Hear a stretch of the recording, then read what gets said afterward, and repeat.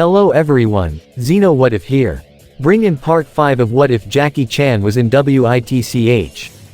Link in the description of the fanfiction of this What If. Listen here YouTube. I do not own anything and this is not a scam. Divide and conquer, chaos and hilarity. A pair of construction workers used their jackhammers to drill away at the pile of spilled concrete. As they continued to drill, one of them happened to unearth something that resembled a puppet of a monkey in an outfit similar to a jester. The construction worker picked it up out of curiosity. "Hey Mahone, what is that?" his friend asked. "Some kind of monkey puppet." As he began to inspect it, he found some writing engraved onto its back. "To free me of glitches and put you in stitches, this merry ape begs, pull my leg," he read aloud. The two construction workers looked at it curiously before he pulled on the puppet's leg. The second he did, the puppet's eyes began to glow red as it chuckled mischievously and evilly. As the puppet began to glow, purple smoke began to emit out of the puppet and engulf construction worker as a monkey's cackle was heard. When the smoke vanished, the puppet became a living creature once more, for the Monkey King had returned. "The Monkey King is back, baby." The magical prankster laughed as the second construction worker looked in shock, and even greater shock to see his friend having been turned into a puppet himself. "Mucho thanko for the Lego Yanko." The Monkey King thanked his victim before tossing the puppet to the second construction worker. Mahone, wax him up once a week to keep his shine up."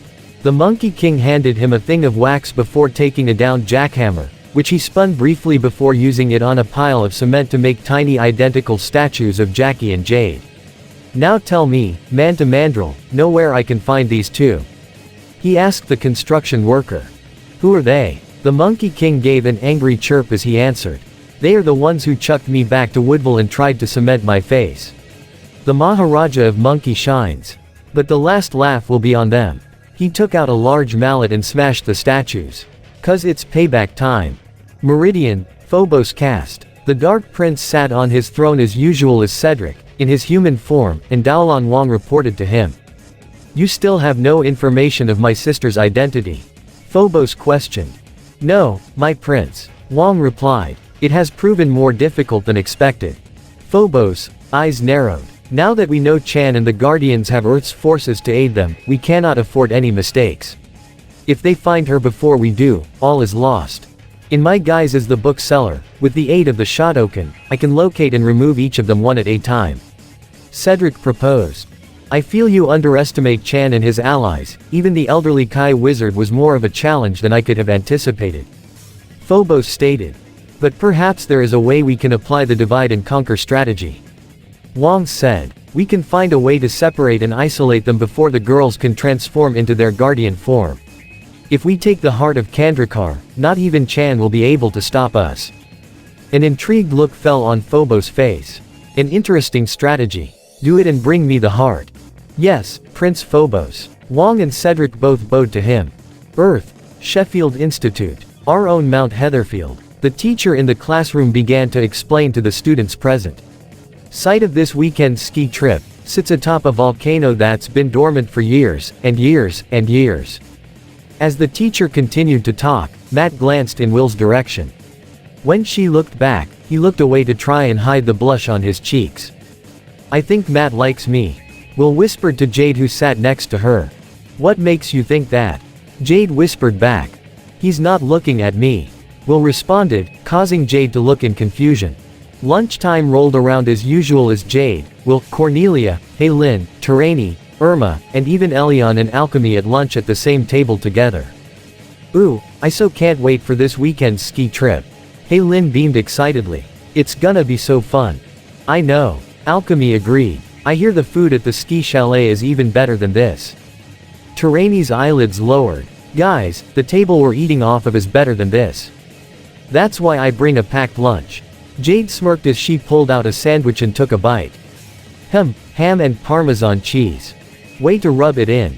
Cornelia grumbled, wondering why she never packed her lunch before. "Weren't we supposed to get that new student from Switzerland today?" Will wondered. "Maybe she's here and we didn't notice," Elion guessed. The doors at the entrance suddenly opened dramatically as a girl walked into the cafeteria, drawing the attention of virtually every boy there. Though nearly every guy was enamored by her appearance, such as her seemingly fair skin and long orange hair, the 7 girls at the table could easily feel an arrogant aura surrounding her. I'm guessing, that's her. Jade assumed. The rest of the day passed by pretty normal, save for the girl, whose name was revealed to be Sandra, having a parade of guys surrounding her. Ordinarily, that would be fine for some of the girls, but she took her snobbish attitude even further with constant criticism and nagging, which only drove them further up the wall. She says she makes her own clothes. Lynn complained as they all walked home from school. Her sweater's made from cashew from under the chin of my grandmother's goat in the Alps, she put on a fake accent. No way, that's a real accent. Alchemy grumbled. Yeah, I bet she just watched like 20 Heidi movies before she came here. Elion added. She dissed me for not reading War and Peace in the original Russian. Terani said. I'd like to feed her the book in the original Russian. She's got virtually every guy following her like a pack of rabid wolves. Cornelia scowled. Tell me about it. Irma agreed. Martin didn't even serenade me last night with his bajo. He was baking, welcome Sandra, muffins. Okay, yeah, she's annoying, but honestly she's not the worst. Jade said. Seriously. Lynn, Irma, Alchemy, and Cornelia questioned at the same time. Well, it's not like she's a crime lord or evil royalty with plans of world domination like some people. Jade put in. World domination, evil royalty. Jade, where do you come up with this stuff? Elion asked. Well, I watch a lot of movies. Jade quickly said. Plus, I've seen stuff on the news of people who are way worse. Yeah, you know what? Jade's right, we'll agree. There are worse things to worry about besides some snobbish transfer student. Irma, Cornelia, Terani, and Lynn seemed to be in silent agreement. Compared to the likes of Phobos, Cedric, or Wong, Sandra was a mere nuisance and she wasn't worth worrying about. So come on guys, we got a ski trip this weekend. Jade told everyone. The only thing we should worry about is what hill to sled down first. That seemed to get everyone out of their glum mood as they continued to walk. However, none of them seemed to notice that as they walked past an alleyway, their entire conversation was heard by a pair of Shotokan that blended into the darkness in the alleyway. Once they heard what they needed, they retreated back into the shadows to alert their masters of this news. The Silver Dragon. After parting ways with Elion and Alchemy, the 6 girls of J-Witch had arrived just outside of Lynn's family restaurant, but were surprised to see Jackie, Caleb, Uncle, and Toru arrive from the opposite direction. Oh, hey guys, what are you doing here? Jade asked. Miss Lynn asked us to come, she said an important visitor had called for us. Jackie explained. The girls looked towards each other in confusion. What kind of visitor? Irma asked. She didn't say. Toru responded. They soon walked into the restaurant, which didn't appear to have anyone else inside, not even other employees such as waiters or cooks. Grandma, we're home. Lynn called. Over here. Yan Lin called from around the corner. Hey, what did you need us for? Will however gasped as they turned the corner, and everyone looked completely stumped to find a certain crime lord in a green suit standing with a causal yet sinister smile.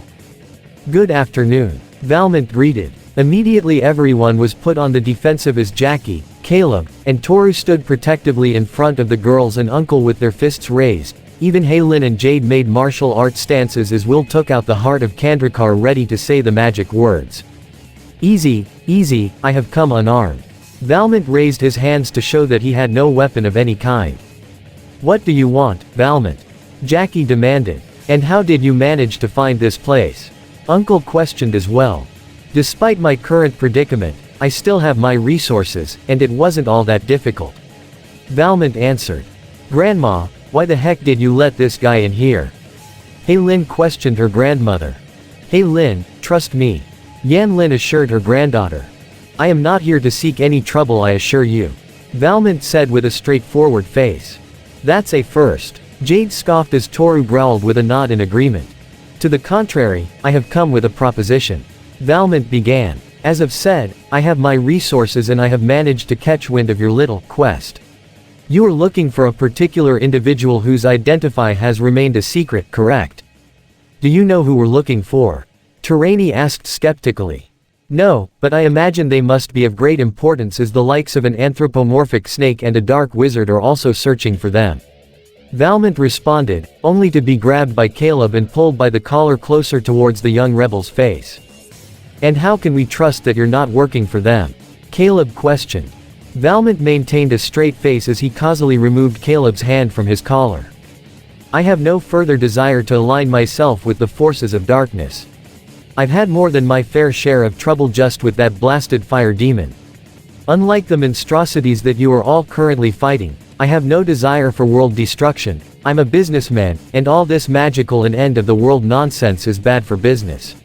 Seeing as we have a common thorn, I have a proposition for all of you. Chan, you and Toru, as well as these 5 young ladies, become my new enforcers. What? Nearly everyone, aside from Yan Lin, did not expect that. As you can imagine, since the disappearance of my previous henchman, I've hit quite a rut. Valmont explained. I've even been reduced to performing my own dirty work. However, you are each skilled in your own way, especially you young ladies. With your magical powers, we can easily rebuild the Dark Hand, stronger than ever. Why the heck would we ever want to work for a sleazebag like you? Will exclaimed. Because I can help with your quest. Valmont continued. As I've said, I'd rather not have this planet fall under the forces of darkness, thus giving us a common goal. I can even use my resources to help you locate this person you are seeking, and in return, you help me rebuild my organization. And by that you want us to rob banks, steal priceless artifacts, and all that jazz. Cornelia said with lowered eyelids and a glare. Essentially, yes. Valmont confirmed. But with your abilities, it shouldn't be that much of a problem for, ow. The crime lord felt his forehead where Uncle Dope slapped him. Guardians are meant to guard, not to steal. It is in the name. Uncle exclaimed. Yeah, we're the good guys. Hey Lin quickly added. I don't see a reason why you cannot multitask. Valmont quickly replied before turning to the girls. I'll even pay each of you a very handsome salary. With what? You're broke. Jade noted. For the moment, Valmont acknowledged. But I'm good for it, Toru knows as he did work for me. He glanced up at the sumo. You made me fight a demon that almost got me killed. Toru glared. Yes, but you have since battled magic on a frequent basis and have gotten stronger for it, haven't you? Valmont countered. Jackie sighed and he shook his head. Just when I thought you couldn't stoop any lower, Valmont. They are children, not your personal henchmen to do as you see fit.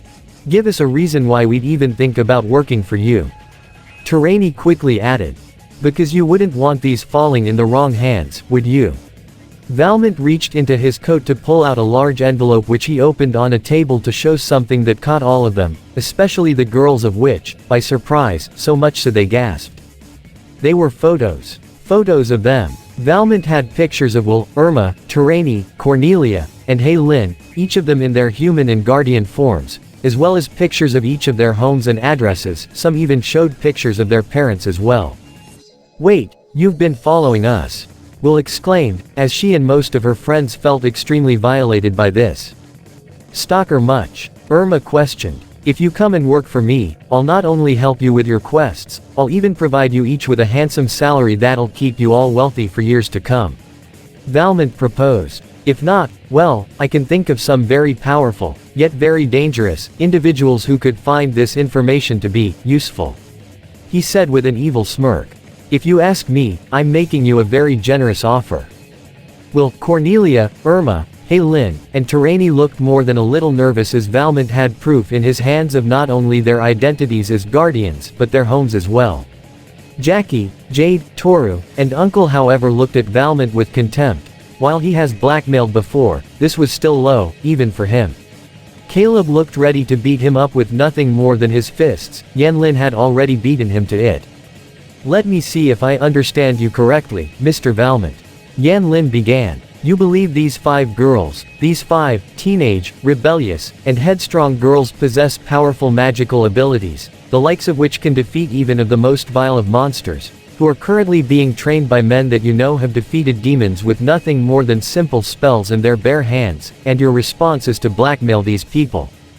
Valmont's smile faded into an expression of nervousness as he glanced at everyone around him.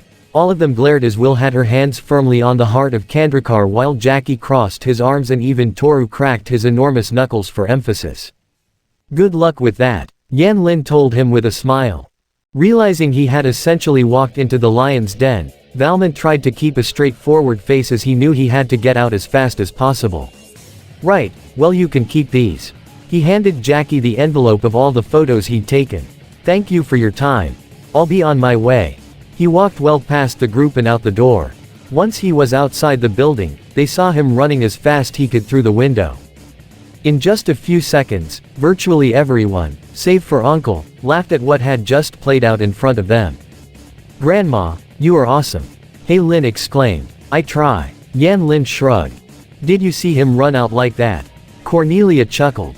We just went all Roadrunner on us. Jade laughed as well. Will laughed a bit too. Guess we should call Captain Black and let him know. I'll gladly hunt him down myself if I have to. Toru voiced. Pretty sure you'd snap him in half. Irma said. Not that I'd be against the idea, mind you. I already sent him a message when we first saw Valmont in this restaurant. Jackie said with a relieved smile. I feel we won't have any further trouble with him. Yeah, the only thing we should worry about is what we need to buy for the ski trip this weekend.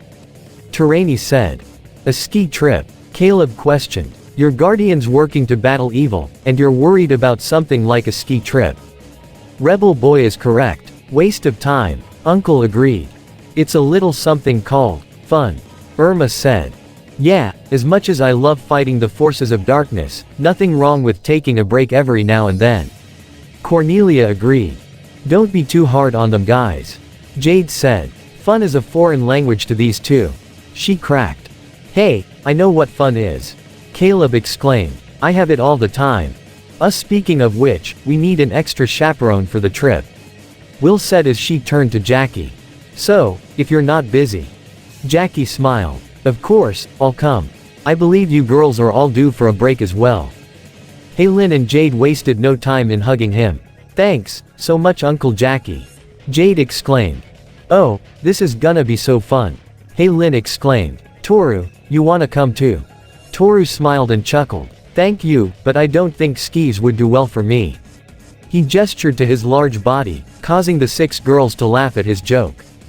The weekend was already here as students from Sheffield, along with several chaperones including Jackie Chan and Principal Knickerbocker, helped to load the students and their packed suitcases onto the buses. As Will, Jade, Irma, Terani, Cornelia, and Hei Lin brought their stuff, they happened to spot the snob known as Sandra walking backwards towards the bus as several guys carried her bags for her. Merci, she told the boys as the girls simply looked a bit annoyed. Great, she's coming too. Cornelia grumbled. She does know she just thanked them in French, right? Terani noted. Just ignore her, guys. Will told her friends. We're going to have some fun on this trip, so let's not let some snob ruin it for us. Everyone seemed to get the message as they began to pack their bags into the storage compartments at the bottom of the buses. As they began to load one of the bus, Will looked in surprise to see Sandra sitting next to Matt. She gave a sigh as she sat down at an empty seat and looked out the window. This seat taken? Jade asked as she sat down. Okay, what's eating you? That. Will pointed her thumb back to show her crush sitting next to the snobbish girl. What, you got a crush on him or something? Jade attempted to make a joke but saw the look on Will's face and saw she was serious. Oh, well, hey, if the guy has any real brains, I'm sure he'll see right through her. I mean, we do. Will chuckled. Well, I can always count on you to make me laugh, Jade. Hey, what are friends for? Jade smiled. Meanwhile, as the last of the students were loaded onto the buses, Blanc peeked out of some nearby bushes. He quietly crawled around the buses, looking for anything to take that might have some value to trade and sell. He saw the tailpipe on the back of one bus and thought that had some value. Trumpet. Blanc pulled on it, but it wasn't budging. He scowled before spotting a large rock. Ooh, trumpet remover. He was about to run and get it, but he happened to pass by a bus driver that was about to finish loading the last of the bags and suitcases, when he accidentally grabbed Blanc and threw him into storage compartment, thinking he was another bag before he closed up the compartment and the buses drove off. However, unknown to the people in the buses, they were being followed. A black car was keeping some distance away from the large student vehicles as to not arouse suspicion. And this car happened to be driven by Hawk Fu with Valmont in the passenger seat. "Don't lose them but keep your distance," Valmont said to his only remaining enforcer. "Yes, master," Hawk Fu acknowledged as he continued to follow. But it wasn't just Valmont and Hawk Fu following our young heroes and their friends. From a nearby cliffside, Cedric and Wong watched the buses go by before the dark Kai wizard threw his hand out to encompass him and Cedric in dark blue smoke before they vanished. Uncle's rare finds. As Uncle and Caleb were still at the Silver Dragon, Toru worked to clean the dishes in the kitchen at the back of Uncle's shop by himself. Once he was finished, he pulled on the plug on the drain in the sink, to allow the water to drain. However, it didn't appear to work. Toru grumbled, thinking it was clogged. He took out a plunger to try and fix the issue. However, a geyser of water suddenly shot out of the sink, knocking Toru back on the ground and crashing onto the table as the Monkey King, clad in a scuba diver outfit, emerged from the sink with an evil chuckle. "Sumo, ho!" Toru gasped. "Not you again. Tell me where your pals are, puny. Or I'll harpoon a whale." The Monkey King threatened as he transformed his staff into a harpoon. They're gone. Far away," Toru answered. The Monkey King leapt onto Toru's belly. "How far?" "They did not say." Toru lied. The living prankster puppet made a sound like a buzzer. "Wrong answer." He spun his body to quickly change into his normal jester outfit before banging on a gong hard to ring Toru's ears, much to his own elation. Toru covered his ears and growled. "That was not funny." The Monkey King stopped laughing as he glared at Toru. "I don't amuse you. Not funny. Not funny. I'm the grand pupa of ha-ha." He quickly grabbed Toru before the large man suddenly found himself strapped to an operating table with the Monkey King now clad in a surgeon's outfit. "Tell me where I can find your pals, or I'll show you, not funny." Toru simply looked away in defiance, not willing to say anything. "Nurse." The Monkey King held out his hand and a feather suddenly appeared. He then pried off both Toru's shoes as his eyes looked in terror. "Oh, please. Anything but that." The Monkey King proceeded to tickle Toru's feet with the feather. "Kitchi kitchi coo." "No, no," Toru exclaimed as he began to laugh uncontrollably. "No." The students and their chaperones had all arrived at the Sky Chalet and began to unload their bags. As they did, Irma noticed a certain boy looking around with a bottle of hot chocolate. "Hey Martin," she greeted. He noticed her presence. "Oh, hi Irma," she said with lowered eyebrows. "I'm the one you're always bugging," she reminded. "Excuse me, I gotta get this hot chocolate to Sandra while it's still hot," Martin said as he walked away, much to Irma's irritation. Jade then walked up to her. "Okay, I'm confused, I thought you didn't like that guy." "He's annoying, but he's not really a bad person," Irma commented. "And he at least deserves better than that snob." Sounds like true love to me," Jade teased. "Shut it," Irma grumbled. Meanwhile, Will had gotten off the bus and saw her crush walking off as well. "Hi Matt," she waved to him. "Nice to see you made it." "Yeah, you too," Matt greeted with a friendly smile. "So maybe you'd like to ski down me." "Oh sorry. I meant, ski down with me," Will asked nervously with a small blush. "Sure, sounds like fun," Matt responded, causing Will's smile to grow even more. However, that smile quickly faded as a certain snob walked onto the scene. "Oh, there you are Matthew," Sandra said before glancing at Will. "Who's your little friend?" "It's Will, Sandra. We're in the same history, math, and science classes, remember?" Will reminded, while trying to stay calm. "Well, I can't remember every face," Sandra said arrogantly. "Surely you don't ski on those tiny little legs." Will was getting somewhat irritated, but she glanced past Sandra and caught a concerning look from Jackie. This helped Will to calm down slightly as she spoke in a calm tone of voice. "You know what, Sandra? You're not even worth it." Sandra did not expect a statement like that, nor did many of the other students around the area as the snob dropped her hot chocolate out of shock. "What are you saying? You think I care what you think about me?" Will questioned. "I came to this trip to have fun with my friends, not to advertise myself to virtually every guy in a 20-mile radius. I don't care what you think or what you do here, I'm gonna have some fun and I'm not about to let a snob like you ruin it for me." With those words, Will walked off, leaving a speechless Sandra standing in her place. Matt was a bit surprised, but also quite impressed with Will as he smiled in the direction she walked off in. Will happened to walk by Jackie and the other girls as they all looked rather impressed themselves. Nice. Irma gave a thumbs up. Real smooth there, Will. Hey Lynn smiled. Way to stick it to her. Cornelia smirked. Yeah, you pretty much owned her. Terani also smirked. Somebody give this girl a microphone to drop. Jade added.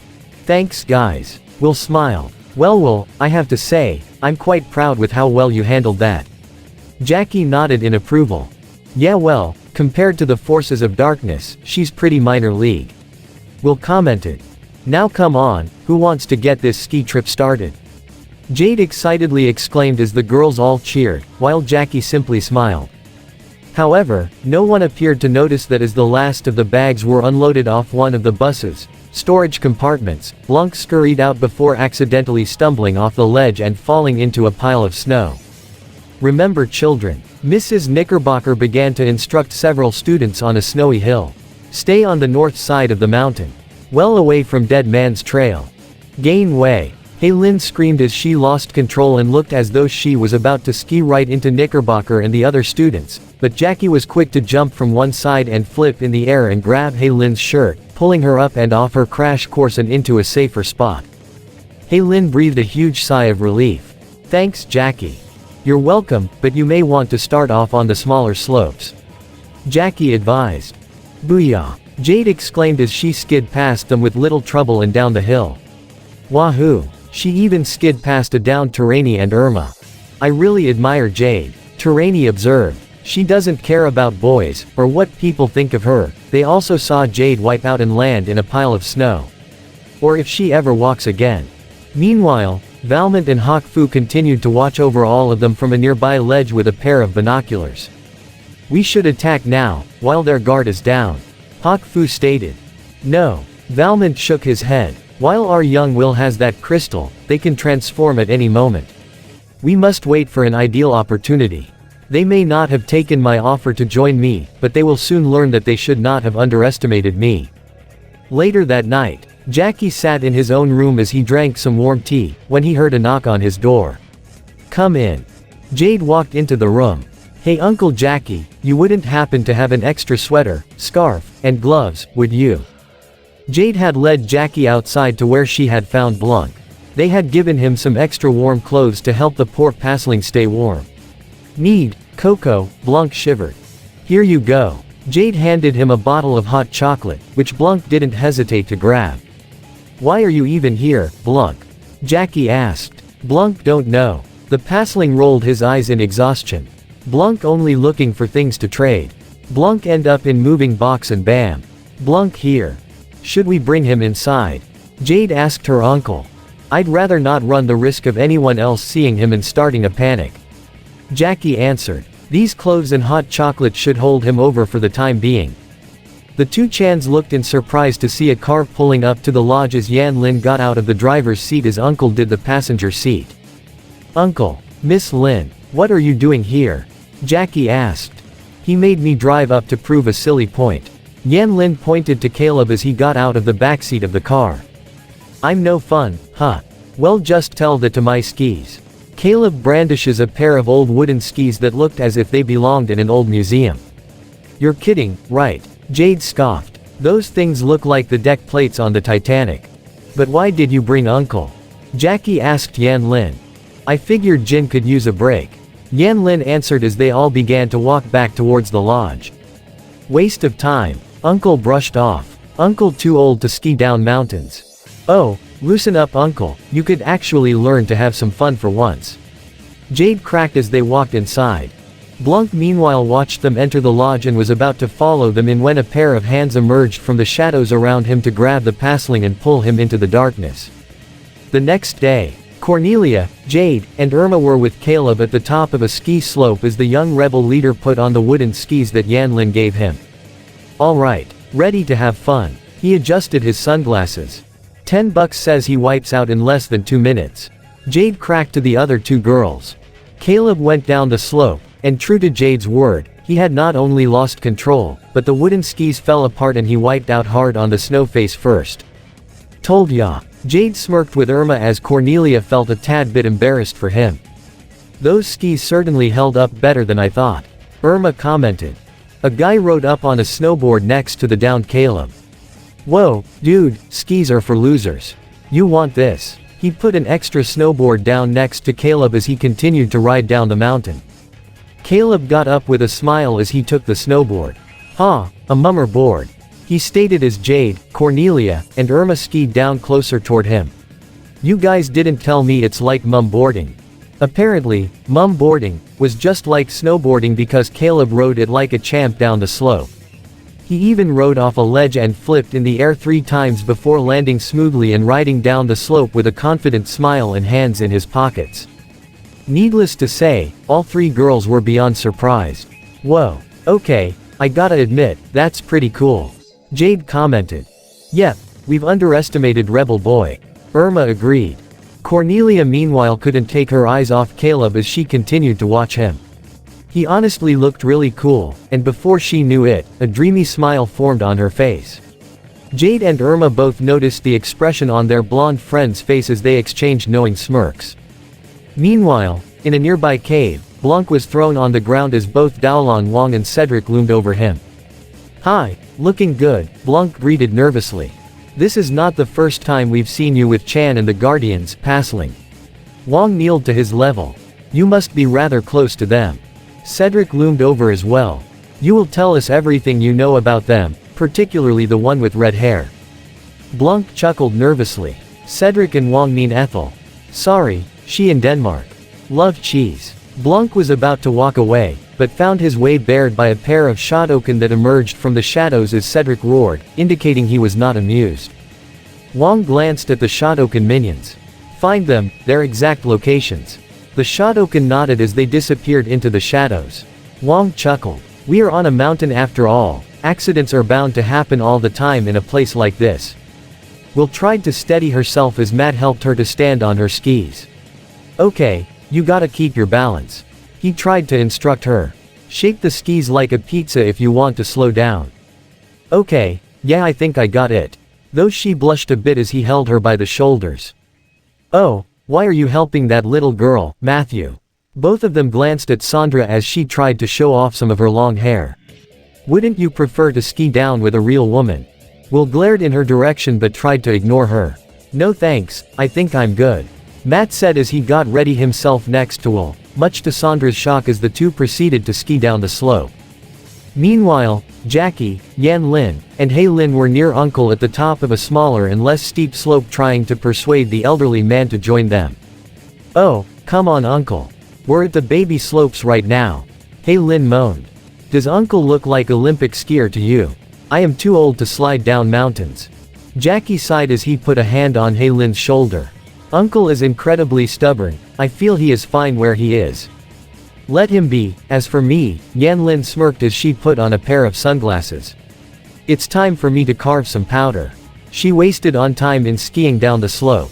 See, Grandma has no problem with it. Hei Lin told Uncle, who nearly crossed his arms and looked away. However, what nobody noticed was Valmont and Hawk Fu watching from a higher point on the mountain, still with a pair of binoculars. Now Master. Hawk Fu was becoming impatient. Almost, we just need the right opportunity. Valmont assured his henchman. But it wasn't just Valmont and Hawk Fu scheming either, as at a higher ledge above them, they had failed to notice a pair of Shotokan had already spotted the locations of each of the Guardians and Chan clan. They bowed their heads as a large plum of dark blue smoke arose from the ground, revealing Daolon Wong and Cedric, with Blanc being held by the giant snake's tail. From their vantage point, Wong and Cedric could see their enemies as clear as day. Seems we don't need your information, after all. Cedric told Blanc as he threw him into a pile of snow. Gon, Ren, Kui. Wong had summoned Fin, Ratso, and Chao, in their dark Kai warrior forms. Though Ratso and Chao were ready for battle, Fin looked a bit annoyed. I'm Fin, he's Ratso, that's Chao.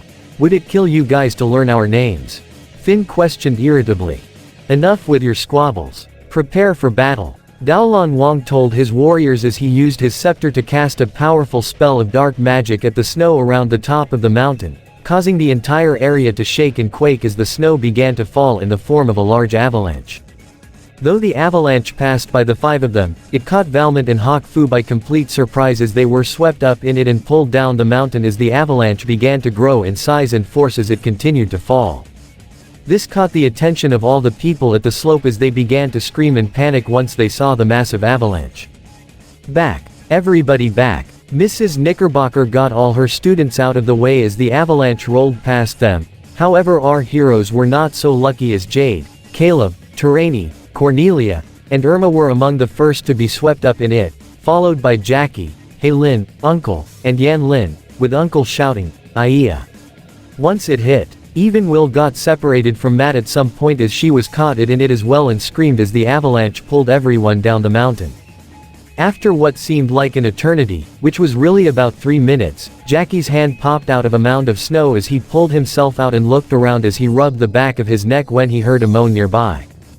Jackie looked in shock to see a hand sticking out of the snow, which he was quick to grab and pull out. What was revealed to be Will as she shook herself.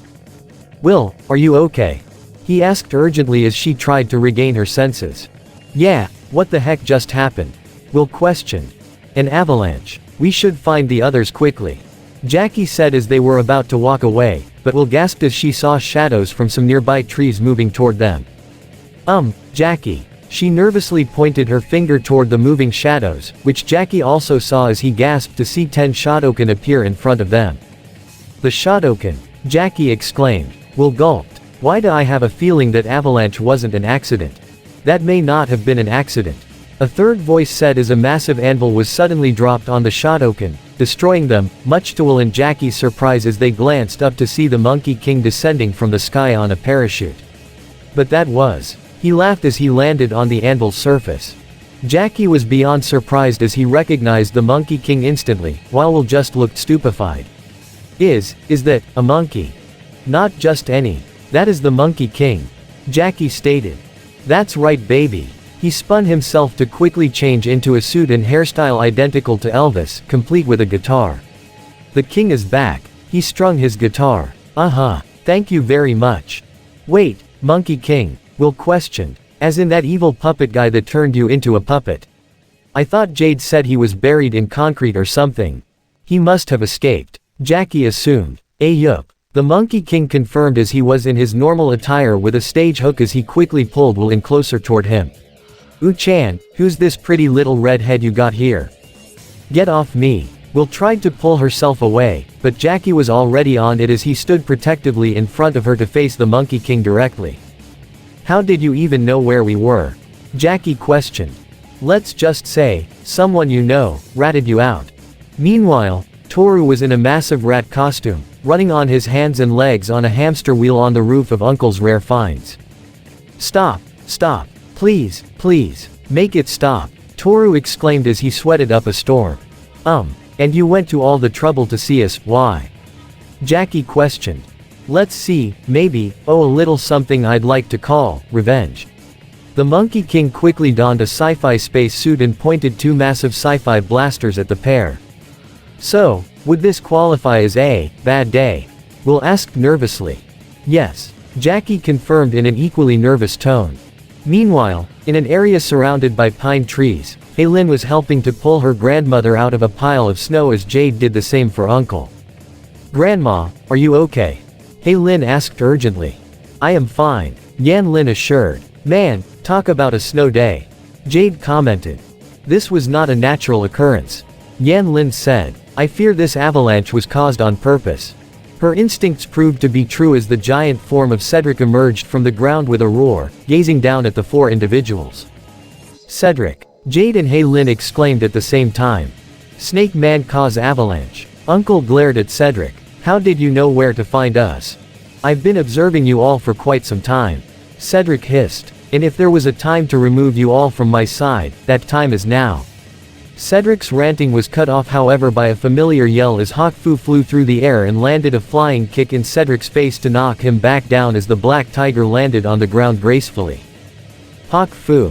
Jade, Hey Lin, uncle, and even Yan Lin did not expect to see him here as well. Do not trouble yourself with a snake, for it is the tiger that is the apex predator.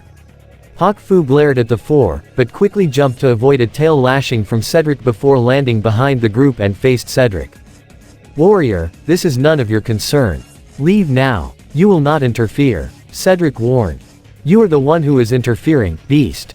Hawk Fu shot back. Chan, the Guardians, and their allies are mine to slay. Stand in my way, and you will join them as well. He took a combat stance as Cedric narrowed his eyes at them. And while Jade and Hei Lin looked nervous as they were all literally caught in the middle, Yan Lin glared a bit while Uncle was ready for battle. So, the Snake Man and Tiger Man want a piece of Uncle. The elderly Kai wizard brandished his trusty blowfish. Meanwhile, in an area higher up the mountain, Terani provided some fire from her palms to illuminate the area where she, Cornelia, Caleb, and Irma, all were as they seemed to be buried underneath the snow. Everyone alright? Caleb asked. Define alright. Cornelia grumbled. Come on, we gotta find the others. Terani said. Irma, help me melt this. Before they could even think about getting out, however, several tendrils made entirely out of dark magic shot through the snow to ensnare each of them and pull them out into the open before throwing them against the ground. It would seem our strategy was an effective one. Daolan Wang mused as he and his Dark Kai warriors stood to face the recovering heroes. Together you are formidable, but divided, you are all but helpless. Hey, we're supposed to be on vacation here. Irma complained. Is it too much to ask for just a weekend without having to worry about the forces of darkness? Sorry kids, but Phobos has really been riding us to get rid of you. Chow said as he and his friends began to walk toward the group. Nothing personal though. Ratso quickly said. We're actually gonna miss ya. Yeah, that doesn't help. Cornelia muttered. However, before the fight could begin, Finn noticed a mound of snow moving next to them and a muffled grunt, indicating that someone else was with them. Hang on guys, we got ourselves a straggler. Finn reached his hand into the snow to pull the person out, but who he pulled out was the one person nobody was expecting. Get your hands off me. Valmont stood up straight as he pulled himself up. Valmont, Irma, Cornelia, Terani, and Caleb all exclaimed, even Blanc was stunned. What the, Big V? Finn questioned as he and his friends were surprised to see him here as well. Despite their newfound appearance, Valmont could easily recognize his old employees. Finn, Ratso, Chow, what in the world happened to you? A long story Valmont, Chow said, but Ratso was quick to sum it up. After that whole auction thing, we got pulled into another dimension, and now we're enslaved to an evil prince that wants us to kill those fairy girls right there.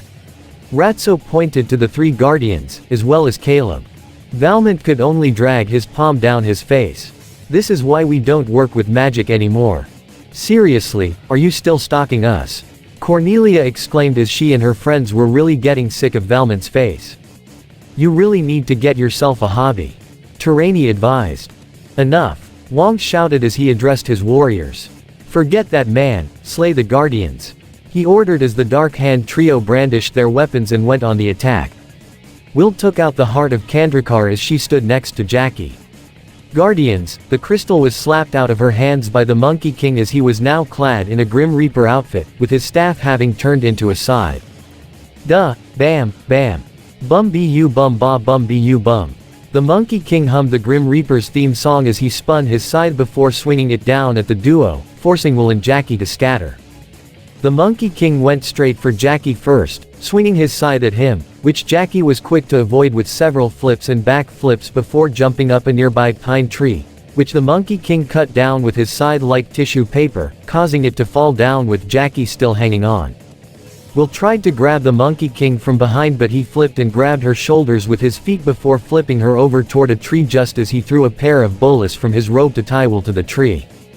Jackie had grabbed a pair of branches and twirled them like batons as he went on the attack, but the Monkey King blocked the attack with the staff of his scythe before twirling and spinning to slam the back end into Jackie's gut and knock him back. The Monkey King then turned his attention back to the tied-up Will. The red-haired girl looked more than a bit nervous as the Monkey King loomed over her with his scythe. You know, for someone who's supposed to be the king of comedy, this is a pretty morbid revenge, don't you think? The Monkey King blinked a few times before pulling down his hood.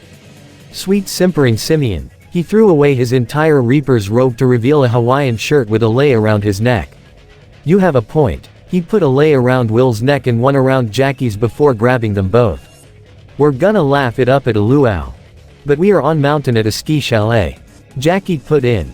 I know. Irony makes funny. The Monkey King stated as he pulled them both away, not noticing Blanc stick his head out of the snow as he held the pulsating heart of Kandrakar in his hands. Charging Rhino flattened Serpent. Hawk Fu ran and leapt to deliver a powerful headbutt Cedric's stomach, sending the shapeshifter falling back, but he was quick to recover and swing his tail at him, but Hawk Fu had leapt onto and wrapped his arms around Cedric's neck. Boa Constrictor squeeze. He tried to squeeze Cedric, but the humanoid serpent grabbed Hawk Fu from behind and used his own strength to pry Hawk Fu off and send him flying through multiple trees. Cedric hissed in pain as he was pelted by multiple Kai blasts from Uncle's blowfish. Though the blasts hurt him, they also angered him as he tried to slam his fist down on Uncle, who backflipped out of the way to avoid it. Jade and Hei Lin were about to run and help him, only for Hawk Fu to land and barred their way. You aren't going anywhere. Hawk Fu glared mercilessly. Hey, we're all fighting the snake guy, do you know? Jade exclaimed. Yeah, so maybe we can, team up. Temporary truce. Hei Lin said nervously.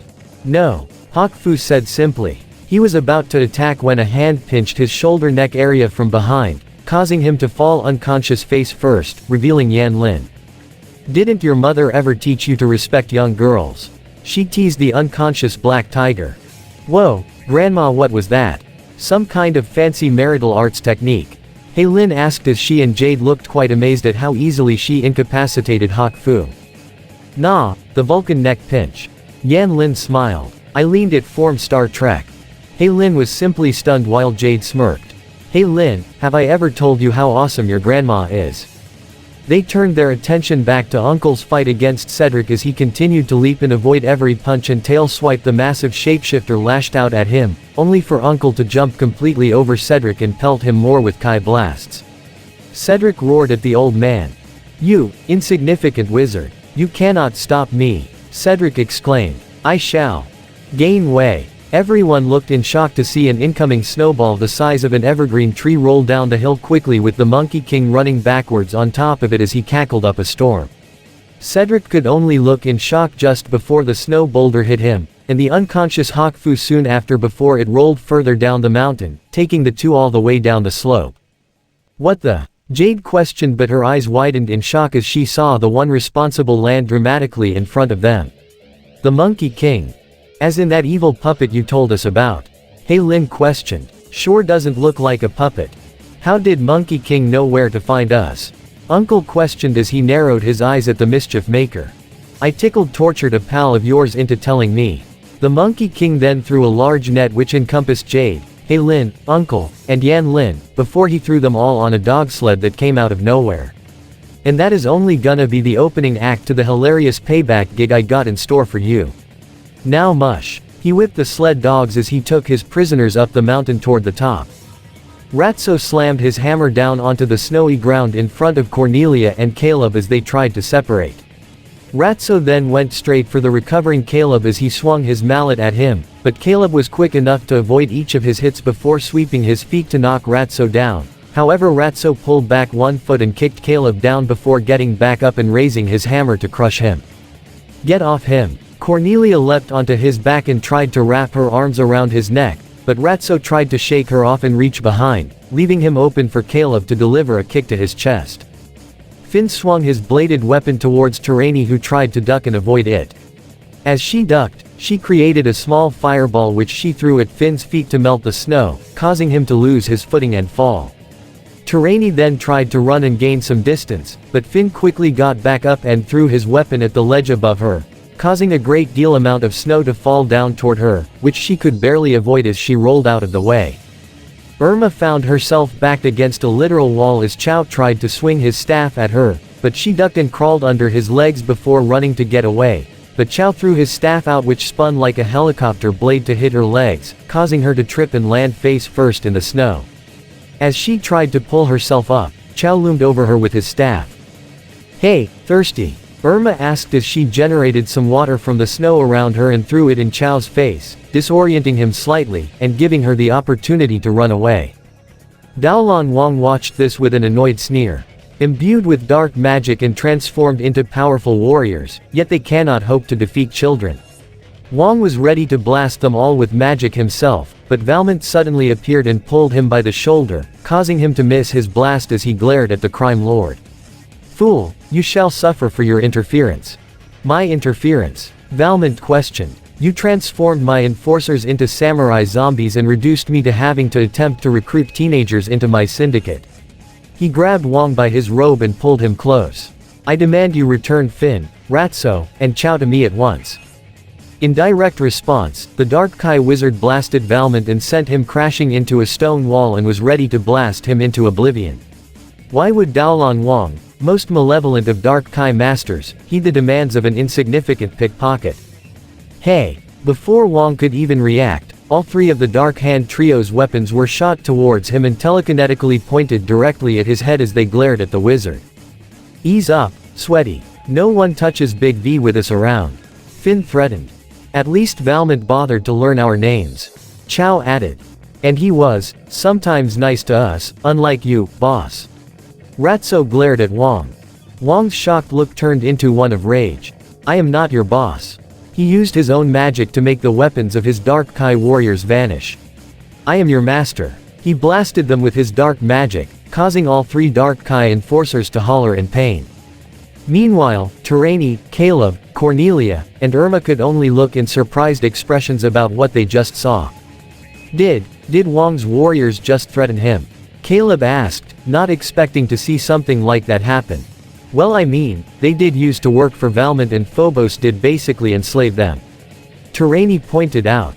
"You know, you kinda have to respect that sort of loyalty," Irma admitted. "Yeah, let's show them our respect by getting away from here," Cornelia urged as they attempted to sneak off. Suddenly, the snow underneath them to fall and open, revealing a massive jack in the box that opened up to reveal the Monkey King, with his bottom half being that of a spring as he wrapped all four of them in a bear hug with a cackle before pulling them down into his jack in the box that quickly vanished, much to the surprise of Wang as he finished punishing his Dark Kai enforcers, who vanished once he was done. Using this surprise, Valmont attempted to make a tactical retreat, only for him to slip and fall down a ledge, where the crime lord comically screamed as he slid down the slope and rolled in the snow, building it all around him like a giant snowball that continued to roll down the mountain. The Monkey King danced at the summit of Mount Heatherfield, the hole leading to the innards of the dormant volcano just behind him as he was dressed like a fire dancer and spun two staffs with flames at the end, all the while the heroes were tied to magically rotating sticks over several fireplaces. Will and Jackie were tied on one, Jade and Hei Lin, Uncle and Yan Lin, Irma and Cornelia, Terani and Caleb. "So, this is the Monkey King?" Cornelia asked as they all continued to rotate. "He look more like a court jester than a king," Caleb observed. "He refers to himself as the king of comedy." Jackie gave a quick explanation. "Yeah, he's supposed to be funny," Jade commented with lowered eyelids. "What part of him eating us is funny?" Terani exclaimed. "I do not believe he intends to eat us, more to roast us alive," Yan Lin said. "Not helping Grandma," Hei Lin exclaimed frightfully. "Hey Will, maybe you could guardian us up," Irma asked nervously. "I can't. I lost the heart." Will looked down but looked in surprise along with Jackie to see Blunk tunnel his way out of the snow underneath them. "Blunk!" Nearly everyone exclaimed out of shock. Girls lose heart, but Blunk find it. The Pasling presented the heart of Kandrakar to them, much to their elated surprise. "Blunk, you are a lifesaver. Literally," Jade exclaimed with a wide grin. Blunk smiled as he put the crystal in Will's hand, and she said the magic words. "Guardians unite." The Monkey King stopped his dancing as he looked in actual surprise at the flash of pink light. When the light vanished, Will, Irma, Terani, Cornelia, and Hei Lin had not only transformed into witch, but Jackie, Jade, Uncle, Caleb, and Yan Lin had also been freed as all 10 of them faced the Monkey King. "Ooh, this a surprise. Little fairies decide to crash my party."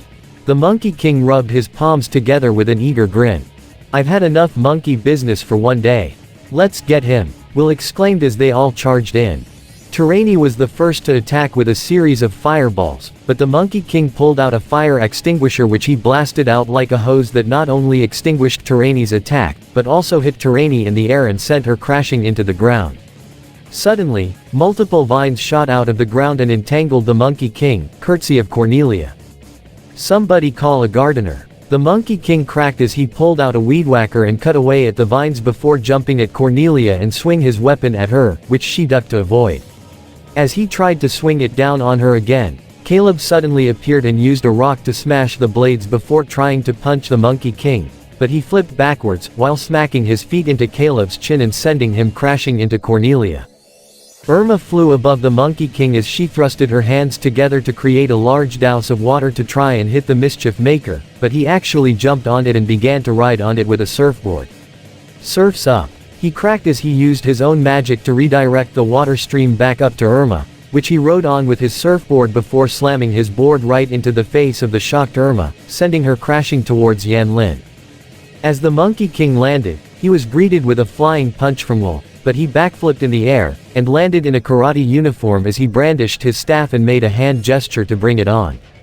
Will, along with Jackie and Jade, attempted to charge the Monkey King with a series of punches and kicks, but he was quick enough to block and parry all three of them with his staff before spinning it like a helicopter blade and slammed it across all three of their faces and knocked them down simultaneously. "It was my honor to defeat you," the Monkey King mocked in a fake karate voice before laughing. Hei Lin tried to create a tornado around him with her air powers as she flew above the villain, but the Monkey King pulled out a pogo stick and used it to jump up to Hei Lin's height, where he whipped his fist into a boxing glove and punched Hei Lin in the face to knock her down closer to Uncle as he tried to blast the Monkey King with a Kai blast from his blow fish, but he leapt backwards to avoid it. "Hey Uncle, can't you use your magic to turn him back into a puppet?" Hei Lin asked as Blunk tried to help her up, before she received a dope slap from Uncle. "Ow. With what spell?" Uncle did not do research on the Monkey King. "No time to prepare," the old man protested. Everyone regrouped as they faced the Monkey King again. "This is ridiculous, we didn't even land a single punch on this guy," Cornelia complained. "Of course, it's ridiculous, Blondie. Comedy and humor are sort of my thing, ya know," the Monkey King reminded. "Comedy? I don't see anything funny about you at all," Caleb commented. "Agreed. I do not think he is so funny," Uncle said as well. "Ooh, that hurts," the Monkey King feigned a hurtful expression. "But, you guys are gonna love my next punchline, cause I'm gonna make Mount Heatherfield here blow sky high." "Wait, he's gonna blow the mountain," Will exclaimed out of shock. "No, he can't. The Monkey King can do a lot of things, but he can't activate a volcano," Yan Lin said. "Yeah, and this volcano has been dormant for years. He couldn't trigger it even if he tried," Tyranny added. "Just watch me, 4 eyes." The Monkey King inched to her face before flipping backwards towards the hole that served as the mouth to the dormant volcano. "I know a family recipe." He had a chef's hat as he pulled out supplies from his bag and read the list of ingredients aloud. Magic monkey syrup, pure cane sugar, 1 carton of aged goat milk, an untuned Hawaiian guitar, fine-tuned tuning fork, a tuna on rye, hold the mayo. Suddenly, the ground behind the Monkey King burst open as Cedric emerged, much to the surprise of the Guardians and Chan clan as the large shapeshifter grabbed the Monkey King. "Interfering primate. You will not meddle in our affairs," Cedric warned, but the Monkey King slapped his large hand away. "Paws off the fur, Scales. I'm busy here," the Monkey King protested. Cedric however roared as he lunged his massive fist at the Monkey King, who backflipped to avoid it. Maybe we should let them fight amongst themselves," Irma suggested. "Good idea," Jackie agreed as everyone else tried to sneak away. Cedric grabbed the Monkey King and pinned him to the ground.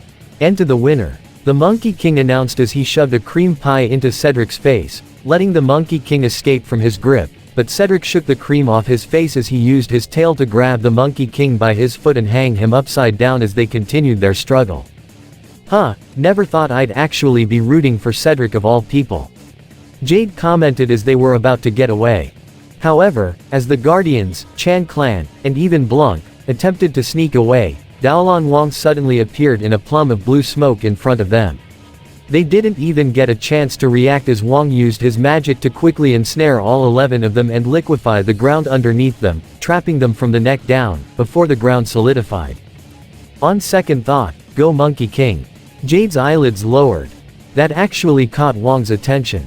Monkey King. He turned around to see said mischief maker actually knock down Cedric with a boxing glove punch to the face before he faced the Dark Kai wizard. Ah, I should have recognized the antics of the famed prankster puppet made flesh. And I got a payback gig with an exploding volcano finale that you and your reptilian friend over there are messing up. The Monkey King complained, pointing back to the recovering Cedric. So, why do I see no lava? Daolan Wong questioned with a chuckle. The Monkey King looked in surprise as he saw that his spell had not even activated yet. He checked over his recipe before gasping as he was missing one key ingredient. I'm still 3 pounds of wood short of a gusher.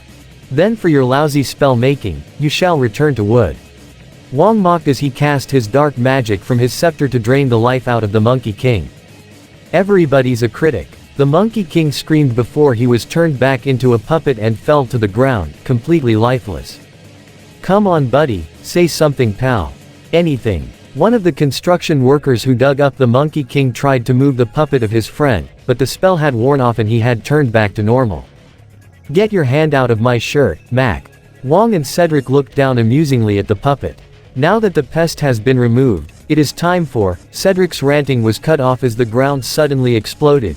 Due to Cornelia's earth powers and the heroes were all free as Terraini, Cornelia, Heilin, and Irma readied their respective elemental powers while Jackie, Will, Jade, Uncle, Caleb, and even Yan Lin made martial art stances as Blunk clung to Jackie's back. You guys wanna go? Well, let's go. Jade challenged as they were all ready for a fight.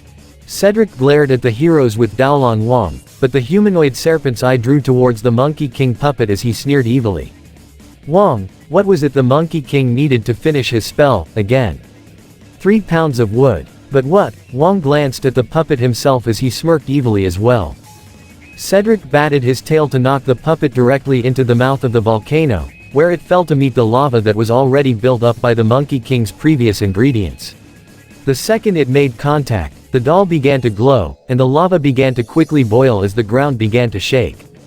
Did they just, Heilin stuttered.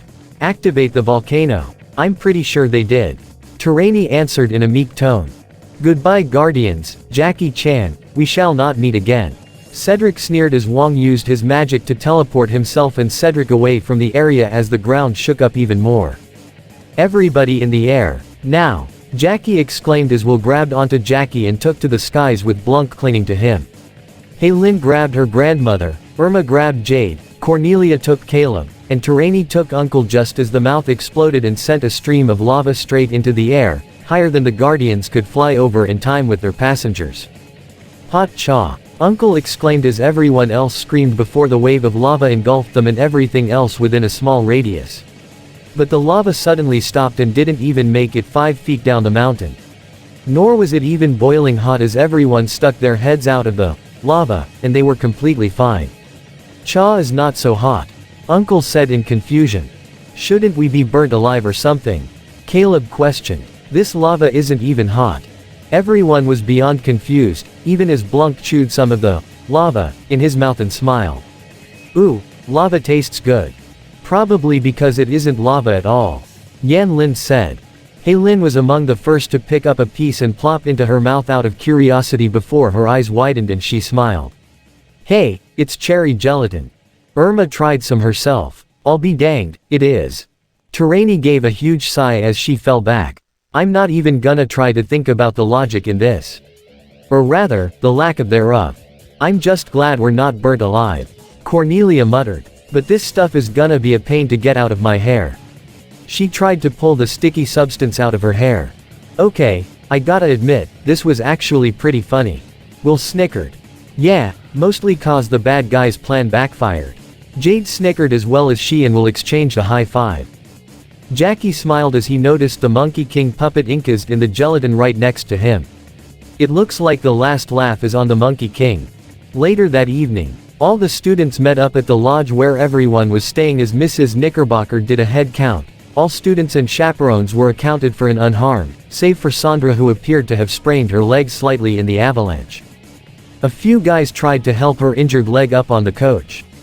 "Ow. Careful, you doofs. That hurts." However, she and everyone else gasped as her accent had appeared to have changed.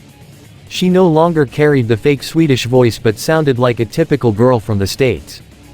"Did you guys hear that?" Matt asked everyone with a slight glaring expression. Jade smirked. "Your ankle might be sprained, but I think your accent is broken, Miss Swiss." Sandra winced as Haylin looked at her sweater and saw the tag. "Dry clean only. Grandma's goat hair, huh? Yeah, we should get you to the Bolnitsa," Terani said. "And what does that mean?" Sandra questioned. "Hospital," Terani answered. "You said you spoke Russian. Oh, and by the way, no cashmere goats in Switzerland, unless you're from the Himalayas as well." Sandra scowled. "Oh, who cares? As soon as I reach my parents, I'm switching schools anyway. So, I don't have some dumb accent, so what?" Most of the students began to walk away. "What a total loser," Elion commented as most of the group left the room. "Desperate for attention, much." Alchemy added. "No duh," Cornelia added. "Pretending to be all, Miss Fascinating Swiss person." Irma looked annoyed to see some guys, including Martin, still surrounding Sandra. "Weren't you listening? She's a fake. But her face and shining lustrous hair are oh so real," Martin said in an enamored tone, much to Irma's irritation. Jade patted Irma on the back. "Don't worry, she'll be out of our hair in a week at the latest, then you'll have your stalker back." "Not funny, Jade." Irma's eyelids lowered. As Will walked down the hall as she heard Matt calling her name from behind. "Hey Will." She turned to see his concerned expression. "I'm glad you're alright. Kinda lost sight of you after that whole avalanche thing." "Yeah, I'm okay, don't worry," Will assured. Matt smiled as he rubbed the back of his neck. "Some exciting ski trip, huh?" "You have no idea," Will commented. They both chuckled slightly as Matt spoke. "So, when we get back, maybe you wanna hang out sometime." Will tried her best to contain her excitement as she smiled. "Sure, sounds like fun." She reached into her pocket to pull out a bag of a familiar red substance. Cherry gelatin. Matt laughed a bit but accepted it nonetheless. Soon after, the 6 girls all met up with Jackie, Caleb, Uncle, and Yan Lin outside the lodge to meet Captain Black as Jackie handed him a plastic box with the Monkey King puppet inside, still encased in gelatin. "I'll make sure this is locked in the vault back at Section 13. Captain Black assured. "Thank you." Jackie nodded. "Any sign of Valmont?" "No, we searched the entire area. He's gone," Captain Black answered. "The guy knows where we all live," Terani commented. "I know he's no Phobos or anything, but still. Don't worry, I already have agents watching each of your residences." Captain Black told them. "If Valmont so much as sneezes in your family's direction, we'll be there with some tissue and a pair of handcuffs." "Thanks, Captain Black," Irma thanked. "And what about our other problem?" Cornelia asked as Will used the heart of Kandrakar on the map. "There are no portals nearby," the redhead leader of the Guardians reported. "Meaning they didn't come here from Meridian," Caleb said. "Nor have they returned to Meridian either," Uncle added. "So, where did they go?" Haylin asked. "In all likelihood, back to Heatherfield," Yan Lin assumed. "Cedric is still in hiding there, waiting to locate the missing princess. So, we'll just have to find her first," Jade stated. "Easier said than done," Will commented. "Yes, our mission is still far from over," Jackie said. Heatherfield, bookstore. The bookstore that served as the cover for Cedric was closed and empty as Daolan Wong and Cedric, in his disguise as Rick Hoffman, appeared via the dark magic of Wong. "The Guardians and Chan still live. Prince Phobos will not be pleased," Cedric said in an annoyed hiss. "So long as we remain in the shadows, we still have a chance to locate the heir first," Wong said. "Soon, darkness will begin its reign." Meanwhile, as the two continued to plot, neither of them noticed a black car driving past the bookstore, driven by none other than Hawk Fu as Valmont sat in the passenger seat, with a blanket wrapped around him, as he shivered with a cold and held a cup of hot chocolate in his hands. "It would seem, we must recruit new enforcers." Valmont shivered. "But I swear, the Dark Hand will rise again," he vowed before he sneezed. "A dramatic ambush," Within the forests of Meridian, a supply of food and supplies was being escorted toward the castle. However, what they didn't realize was that they were being watched. "Now!" Caleb exclaimed as the rebels' trap was sprung. They cut some ropes that held several logs suspended, letting them fall in front and behind the enemy party, effectively trapping them. They also cut several more, which swung multiple logs down to knock the guards off their steeds. "They're down. Move!" one rebel shouted. "Wait! Hold on!" Caleb stopped them from advancing, and that proved to be a wise decision as several shadows around the downed guards and their steeds moved and materialized to form a group of 5 Shotokan, which quickly sent out multiple shuriken towards the hidden rebels who were forced to take cover. "Archers, go!" Caleb ordered as several archers in the trees shot multiple arrows at the Shotokan. 2 were hit and disappeared on contact, but the remaining 3 simply dodged and evaded the arrows. However, as they were distracted, Caleb and the other rebels ran in to cut down the Shotokan with their own weapons, defeating them quickly. At the same time, in the castle town, another supply was being escorted through the streets toward the castle. However, Aldarn quickly jumped in front of the escorting guards. "Down with Phobos and with tyranny!" he exclaimed before running away. "Hey!" 2 guards gave pursuit on their rhino-like steeds. However, this cut the guards surrounding the supply in half as the remaining 2 were quickly and quietly knocked out by a couple of rebels that slipped out of the alleyway. Aldarn ran with the guards right on his heels. He turned down one alleyway and continued to run. However, before the enemy guards could catch up to him, a pair of rebels dropped a large net over them to trap them and their steeds. While they were caught off guard, the 2 rebels jumped down to knock them out with blunt weapons to the heads. "Yeah, we got 'em!" one rebel cheered. "Wait!" Aldarn quickly drew his sword as 2 shadows materialized behind him and were about to form a pair of Shotokan, but he was quick to cut them down right before they fully formed. The 2 rebels looked in surprise. "Shotokan, always watch out for dark alleys," he explained to them. The supplies were all brought to the Infinite City by Caleb and Aldarn's teams and were presented to all the rebel troops as well as their families that were hiding there. "Food for everyone," Caleb exclaimed as all the rebels helped themselves to the food they caught. Even Blunk didn't hesitate to grab an apple. This was one victory. We need many more if we're going to turn the tide to our oppressors. Eat well tonight. As Caleb got down, his friend approached him. "Hey Caleb, do you have any more of that chocolate from Earth? You know, for the little ones?" Aldarn asked. "I'll return tomorrow." Phobos' throne room. What went wrong?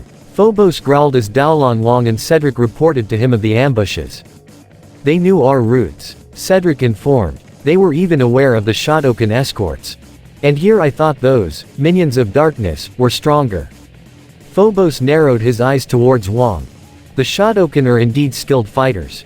They possess no will of their own, making them easy to control," Wong explained. "However, this also serves as a weakness as they are unable to think on their own and can be defeated if caught off guard. In addition, they as well as our own forces are spread too thin between the rebellion in Meridian, as well as Chan and the Guardians on Earth." Phobos stood up from his throne and walked down as he gazed out the window. "Our movements are anticipated, our supply routes intercepted, there is a spy in my castle." His angered look faded slightly. Which would mean, Raithor was innocent. Or more likely wasn't working alone, Wong assumed. "Tell me then how I may find the spy, or I will cast both of you into the abyss of shadows as well," Phobos exclaimed impatiently. "Spread a rumor," Cedric proposed. "Pretend that something extraordinary has been found by one who doesn't know its value. If a rebel comes looking, not only do we trap him, your suspicions are confirmed." Phobos saw that this was a rather brilliant idea and decided to use it. "Good. And I know just the object to lure their leader into the open." Earth, Heatherfield. It was rather early as Jackie climbed a fire escape up to a roof's building with Will and Jade right behind him. Irma and Hei Lin weren't that far behind, though Cornelia and Terani appeared to be struggling. Can't we just transform and fly up?" Cornelia groaned. "We can't risk being seen just because you decided to wear heels today," Will told the blonde. "Come on guys, look at the bright side. This is a good workout," Jade said. "I'm barely even breaking a sweat." "That's because you're more used to fighting the forces of darkness," Irma deadpanned. Terani yawned as she tried to catch up. "It's way too early for this." "I know and I'm sorry." Jackie said sincerely. But once we're done here, I will treat you all to a pancake breakfast, on me. That seemed to lift all their spirits. Pancakes. Awesome. Hey Lin cheered. And hey, we'll even swing for a box of donuts while we're at it. Jade said with a grin. Pancakes and donuts. Now you're talking. Irma grinned as well. Oh, now you guys are just trying to make me fat, aren't you? Cornelia grumbled. Yeah, well considering we're fighting monsters on a periodic basis, I say we can afford the calories. Will pointed out as they were almost at the rooftop. However, just before they made it to the roof, the portal surged as Caleb and Blunk passed through from Meridian into Earth. Captain Blunk report. The passling saluted like a soldier. Don't pretend you have an allegiance to a higher goal. Caleb told Blunk. You find me portals, I pay you. Blunk however looked in shock past Caleb, causing the young rebel to look in the same direction, who also looked in shock to see Jackie, Jade, Will, Terani, Cornelia, Haylin, and Irma looking at him with disappointed looks and crossed arms. Oh hey girls, and Jackie. Caleb waved nervously. Caleb, if you find an open portal you are supposed to tell us. Jackie said disappointingly. And normally that'd be what I do, but I just need this one open for a little while longer. Caleb said. Just like 5 minutes, I'm taking chocolate back to little children. Some of their expressions softened a bit once they heard that. Well I mean, they kinda are suffering under a royal nutjob, Jade pointed out. Jackie sighed. Caleb, I can understand what you are saying. But we can't run the risk of Phobos forces entering Earth. If this were a life or death situation, we would make an exception. Otherwise, I'm sorry. Will. I'm on it. Will held out the heart of Kandrakar and used its magic to close the portal, causing Caleb to sigh in disappointment. Hey rebel boy, next time we're in Meridian, we'll be sure to bring some candy for those kids, sound good? Cornelia proposed with a smile, causing Caleb to look up slightly. Yeah, sounds good. Later that day, Sheffield Institute. Jade, Will, Irma, Cornelia, and Terani were having lunch in the cafeteria when Will noticed a poster on the wall. Hey, what's that poster over there? The redhead asked. Irma, Cornelia, and Terani groaned. Whoa, what crawled up your skin and died? Jade asked upon seeing their annoyed expressions. Drama night. Irma groaned in annoyance. Every year, 4 groups of kids, oh I'm sorry, losers put on these mini plays on a theme. Cornelia explained. All the parents and grandparents come. Terani added. It's a whole big loser thing. More like a lame fest. Cornelia said. Well, then I guess it's good we didn't sign up for it. Jade said. Haylin suddenly ran up to the table. Great news, she exclaimed excitedly. I signed us up to do a play for drama night. Section 13. Jackie sat in Captain Black's office as they went over all the data Section 13 collected, specifically over teenage girls living in Heatherfield. I'm sorry Jackie, but we searched through all the birth records. Captain Black explained. Anyone who wasn't born in this city, either moved here or was adopted, don't match any physical descriptions that could bear a resemblance to this Phobos guy. Whoever brought this princess to Heatherfield, did an excellent job covering their tracks. Jackie sighed. Then we'll just have to find the spy Phobos has sent to Earth first, before he finds the heir. Perhaps I can help. Jackie looked in surprise to see a certain reformed thief enter the office. Viper, what are you doing here? I work here, part-time. Viper explained. She works as a freelance security consultant, but whenever I need assistance regarding her former territory with master thieves, she helps to provide intel. Captain Black explained as well. So, how's the babysitting coming along with Jade and those other girls? Viper teased. Oh, it's not babysitting, but they're all doing very well. Jackie acknowledged. I'm sure they'd be happy to see you again. So, what do you need help with? Viper asked. A magic shapeshifter from Meridian is somewhere in Heatherfield. Jackie explained. Lord Cedric. Ah, that giant snake guy. Yeah I remember him. Viper recalled. We have yet to find any leads without his physical description. Captain Black said. Apparently, he can only take on the form of a human with a specific face, hair and eye color remain the same. But, I think I have an idea where to look. Jackie began. A new bookstore opened up recently and, it was built over an inversion point. According to Uncle and Miss Lin, it is an area where the border between our world and Meridian is at its weakest. The girls and I were accidentally pulled into Meridian from that store, but not just in Meridian, we were in Phobos' personal library. Alright, either the store was built there incidentally, or it's really where our little shapeshifter is hiding. Viper deduced. It would be the perfect place for him to cross over without making any noise. But without any evidence we can't just barge in. Captain Black said. But I can have it placed under surveillance and see what we can find. Well, we at least have a lead now. Jackie deduced as they really had no idea just how close they were to the jackpot. Meridian, Phobos Castle, gone. Ren, Kui, Wong had summoned the Dark Hand trio as they materialized near the new captain of the guard, Lothar and a few other guards. Yo, what's going on? Finn asked as they looked up to see Daolon Wong and Cedric. Dark Kai warriors, Captain Lothar, I have remarkable news. Cedric said to the group. The seal of Phobos has been found. That earned a gasp from Lothar and the guards. The seal. After all these years. Someone wanna clue us in here. Chow asked. Seal of, does Phobos wanna lock something up or something? Ratso wondered. The seal of Phobos, Daolon Wong began to explain, is a sacred artifact that can open any and all things, be they locked physically or magically. It can even open portals in the Veil. Whoa. Ratso awed as he, Finn, and Chow were quite surprised. Yeah, I can see why Princey would want to get his hands on that. Finn said. It was near the outpost at Taurus Filny. I want 100 riders in 3 days' time to bring it back safely to the castle. Cedric ordered. What we have just told you now, must be kept secret. Wong told them with a sneer on his face. However, just as the two had planned, word quickly spread amongst the other guards and soldiers. Finn, Ratso, and Chow were given some free rein, with Wong telling them they could use a break. However, this was all part of the plan as Wong and Cedric anticipated they would help spread the rumor, which worked. It spread to the kitchen workers and other servants as well, until finally it made it to Vathek, who did his best to try and sneak out discreetly and find a way to inform the rebels, without drawing attention of the Shotokan Caleb told him would be lurking in the shadows of the castle. Earth. Uncle's rare finds. Viper. Jade exclaimed as she ran to give the older woman a hug, who was happy to return it. Good to see you to Jade. Viper smiled. And you kids too. Hi Viper. Hey Lin waved with a smile while Cornelia, Irma, and Terani just waved. Though they were happy to see her, they were still a bit upset about Hey Lin signing them up for drama night. Okay, what's gotten into them?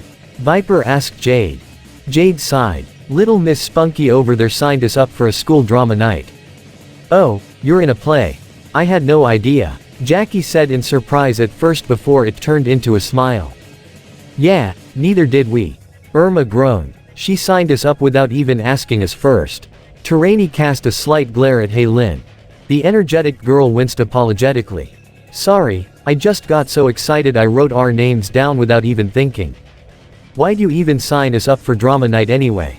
Cornelia questioned. So, I can design the cool costumes. And also, because I need somebody to be in them. Hey Lin answered. Well, this could be a good experience for all of you. Jackie said. I performed in plays during my time at school, and I enjoyed it. Even Uncle was part of an opera troupe in his youth. Whoa, seriously? Will looked in honest surprise. I cannot picture that. Ow. Cornelia felt her forehead as Uncle suddenly appeared to deliver a dope slap. Do not disrespect Uncle's youth. The old Kai wizard scolded. So, what play are you doing? Viper asked curiously. Oh, we get to make up our own around a theme. Hey Lin explained. Our theme is mythology. Jackie smiled slightly. Well, seeing that I'm an archaeologist, I know more than my fair share of myths that you could use. You got any cool ones? Jade questioned. Cause, I don't wanna do any lame princess thing. Jackie sighed slightly in response. Toru walked into the main shop from the back along with Yan Lin. Oh Toru, Grandma, do you guys know any cool myths we can use? Hey Lin asked. I don't know about myths, but I know a few stories centered around. Toru then shivered as he remembered the stories of the Oni his mother used to tell him as a child, causing him to gulp. On second thought, no I don't. The group looked a bit curiously at Toru for a moment before Yan Lin spoke. I know of a myth that I'm sure you would all be interested in hearing, even you Jackie, as it includes a certain dragon you and Jade are all too familiar with. That got Jackie's attention as he had a surprised yet serious expression on his face. Shendu. Now everyone was listening, Uncle, Viper, Jade, and Toru especially. While Will, Irma, Lin, Cornelia, and Terani only heard the stories of what Jade has told them, they were still interested in hearing a story from Yanlin as well. Over 900 years ago, the fire demon known as Shendu ruled over the land of what would later be called China. The dreaded demon Shendu stood at the top of a mountain overlooking the vast landscape. He was massive to say the least, a giant humanoid dragon with dark goldish green skin and piercing red eyes. He gave a roar as he pointed to the landscape, and an army of dragons flew out from behind him. Shendu had at his command an army of dragons that served his every whim. The dragons attacked the land, burning everything in their path from forests to wildlife, even homes owned by people who ran for their lives at the sight of the massive dragon army. However, while most of these dragons served Shendu faithfully, there were 4 among them who grew weary of the oppressive ways of their so-called master. And these dragons were among the strongest of his army, yet ironically, the gentlest. 4 larger dragons, 1 red, 1 yellow, 1 white, and 1 black, only hovered in the air as they did not take part in the destruction yet made no effort to stop it either. Though they did not approve of Shendu's violence, they knew they could not oppose him, as in addition to the demon's own dark powers, he also wielded the combined magics of the Chinese zodiac. It seemed Shendu's reign of darkness was all but cemented. However, it wasn't just the 4 noble dragons who watched with reluctance as Shendu's palace was built by the human slaves and he sat with an evil sneer on his throne. From the distance, a beautiful woman with fair skin, black hair, and pointy ears looked towards the land with great sympathy and worry. And it was not just the noble dragons that disapproved of Shendu's reign. A nymph by the name of Xin Jing grew worried for the people as the fire demon had used his magics to cast a cursed famine upon the land to keep the people under his thumb. The people could grow only what they needed to survive, nothing more. As Xin Jing watched the people barley scrape by, she soon approached the 4 noble dragons and pleaded with them. Xin Jing pleaded with the noble dragons and begged them to help her in assisting these poor people.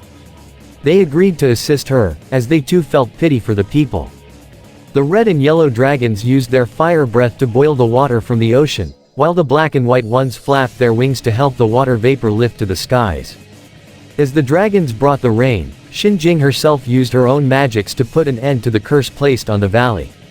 Xin Jing shot a wave of pink energy from her hands that spread over the valley and blew away all the dark magic that was sown into the earth just as the rain clouds formed. Rain fell over the valley and the people celebrated as the drought had ended. However, as the 4 noble dragons and Xin Jing watched with smiles as the people could finally grow food, the nymph was caught off guard as 4 large fireballs blasted each of the noble dragons out of the air and crashing into the ground. They lifted their heads to see an angered Shendu land on the ground in front of them. But Shendu was enraged. How dare the dragons defy him? How dare they assist humans, creatures he deemed inferior? Shendu lunged his hands forward as each of the noble dragons were telekinetically lifted into the air. Deeming them as traitors, Shendu sealed them into 4 mountains. Shendu literally threw each dragon into one mountain, where he used his own dark magics to seal each one inside each mountain. There they can only watch as Shendu destroyed the valley, leaving no survivors. The people all ran in terror as Shendu unleashed waves of fire and heat beams from his eyes all over the valley. Xin Jing watched from a distance in absolute terror as she covered her mouth with both her hands and fell to her knees, tears flowing down from her eyes. By the time the carnage was over, the valley was nothing more than a barren wasteland, with only skeletons lined across the ground. Xin Jing wouldn't have time to mourn as Shendu suddenly landed behind her. Though Shendu was enraged by the nymph's defiance, he recognized her incredible magic powers and demanded that she submit to him. But she refused. Your cruelty is equal only to your arrogance. Xin Jing exclaimed in defiance. Even in the presence of such a terrifying evil, she would not bow to him. In an act of noble defiance, Xin Jing cast a powerful spell that would cost her and the dragons their mortal forms. Xin Jing's body glowed a bright pink as her body was enveloped in the glow, as each of the dragons sealed away glowed red, blue, green, and white respectively. All their bodies had transformed into elemental energy as they flew into the sky and combined in a bright pink flash of light. Shendu covered his eyes, but when he opened them, he saw nothing. He gave a frustrated roar before flying away, not noticing there was a glowing violet jewel on the ground. Xinjing had merged her spirit with that of the 4 dragons, creating a small yet powerful crystal amulet from their very life force. Though Shendu didn't notice the jewel, there was a man who did. An elderly Chinese man with a long black beard and mustache wearing a green robe. He picked up the glowing jewel and ran away with it. The jewel would later be recovered by a wizard who had befriended Xinjing before, a wizard by the name of Lo Pei. He knew of Xinjing's powers and how powerful she was, and after years of studying the crystal's power, Lo Pei would lead a rebellion against the ultimate evil to free the land from his oppressive rule. Lo Pei wore the glowing amulet around his neck like a necklace as he led an army of people. Most had brought weapons and flags, while the ones up front wore white robes and pounded on large drums as they confronted Shendu, who landed in front of them and gave them a challenging roar. Using the power of the crystal to amplify his own Kai magic, Lo Pei cast a powerful spell on Shendu. Lo Pei quickly brought out 2 sutras and cast a powerful spell, one that briefly turned the amulet's color from violet to green as Lo Pei shot out a blast of Kai magic which hit Shendu dead on. His body had turned into stone and the 12 talismans were separated from his body. His physical form was encased in stone, and the powers of the zodiac were stripped from him in the form of 12 talismans. As everyone in the rebellion cheered for their victory, Lo Pei looked at the glowing amulet in his hands, the amulet that would later be known as the Heart of Kandrakar. Will held the Heart of Kandrakar in her hands as she, Jade, Jackie, Irma, Terani, Cornelia, Heilin, Toru, and even Viper looked in awe at the crystal. The origin of our powers, Will gave a gasp of awe and amazement. That thing is what took down Shendu 900 years ago. Awesome. Jade exclaimed. Incredible. Jackie was in equal awe as well. That is so our play. Heilin exclaimed excitedly. So, I'm obviously the nymph, right? Cornelia said with a grin. Nah, you'd actually make a pretty good demon instead. Irma cracked, causing most of the group to laugh, while Cornelia just sulked with crossed arms. I'm not sure the school will let us do a play that centers around a monster committing genocide though. Terani pointed out. Just censor it, Viper said. You could simply say that Shendu merely destroyed the valley. You don't have to go into details. Toru proposed. That should work, Will said. Alright, now I'm actually getting excited. Jade grinned. The next day, after classes ended, the 6 girls helped to build up the props and set for their chosen play in the school's auditorium. Will, Terani, and Irma painted and built the props as Heilin made the costumes, with Cornelia and Jade testing out the costumes she already finished. Cornelia was dressed as the nymph with a pink dress that looked like something a princess would wear, while Jade wore a suit that looked pretty close to Shendu's appearance. Seeing that Jade had seen him up close and personal, it was pretty easy to remember what he looked like. Hey, check me out. Jade stood on a box as she put on an impression of the fire demon. I am Shendu, the ultimate evil. Bow to me or perish. Muhahahahaha. I feel like you're enjoying this way too much, Jade. Terani pointed out nervously. Seriously, didn't he try to kill you and Jackie like, multiple times? Will asked. Well yeah, he's evil, but the dude had some serious edge. Jade said. Well, the villain role is covered, but we only have 3 dragons, I need 1 more. Heilin said as she brought in the dragon masks she just finished. Terani. Nah I get stage fright, Terani said. Stage fright, height fright, imported cheese fright. Irma teased. Cornelia. Heilin asked. You cannot put this face under a dragon mask. Cornelia said arrogantly, only to give a scream as Jade in her Shendu costume spooked her from behind. Bow to me you shallow little fairy princess or I shall burn you alive. Jade put on her Shendu impression as everyone else laughed at Cornelia's dismay. Hey, here's the crystal. What do you think? Terani made her own prop of the Heart of Kandrakar, which was basically a decorated light bulb with a switch at the bottom. So, wait, who's gonna be Lo Pei then? Jade asked. I'll do it, Will said. I mean, the dragon I'm playing is gonna end up sealed in a mountain, and later turned into a crystal, and they're never seen together. I can play 2 roles. Alright, but be sure you do him right. Jade told her friend. I was pals with him and he was all kinds of cool. How can you be friends with him if he lived 900 years ago? Cornelia asked. I used the rat talisman on a statue of him to bring him to life. Long story. Jade summed up. Suddenly, Blanc nearly fell down from the ceiling but held onto a rope to prevent himself from hitting the ground. Though they were somewhat surprised to see him, they were even more surprised to see him dressed up like an angel with a white robe, blonde wig, and wings. Blanc. Will questioned. Flap. Flap. Blanc cute birdie. The pasling pretended to be a bird. Get that off him, Will said in an exhausted tone as Lin and Jade got the wings and wig off him. Blanc looked around at the auditorium and realized that the girls were setting up for a play. A play. Love plays. Blanc be prince. He put on a cloth to act as a cape as he put on a prince impression. People worship Blanc. There's no prince in the play. Irma told him. But we do need another dragon, right? It doesn't have to be a tall dragon. Terani pointed out. And he's in a costume and mask anyway.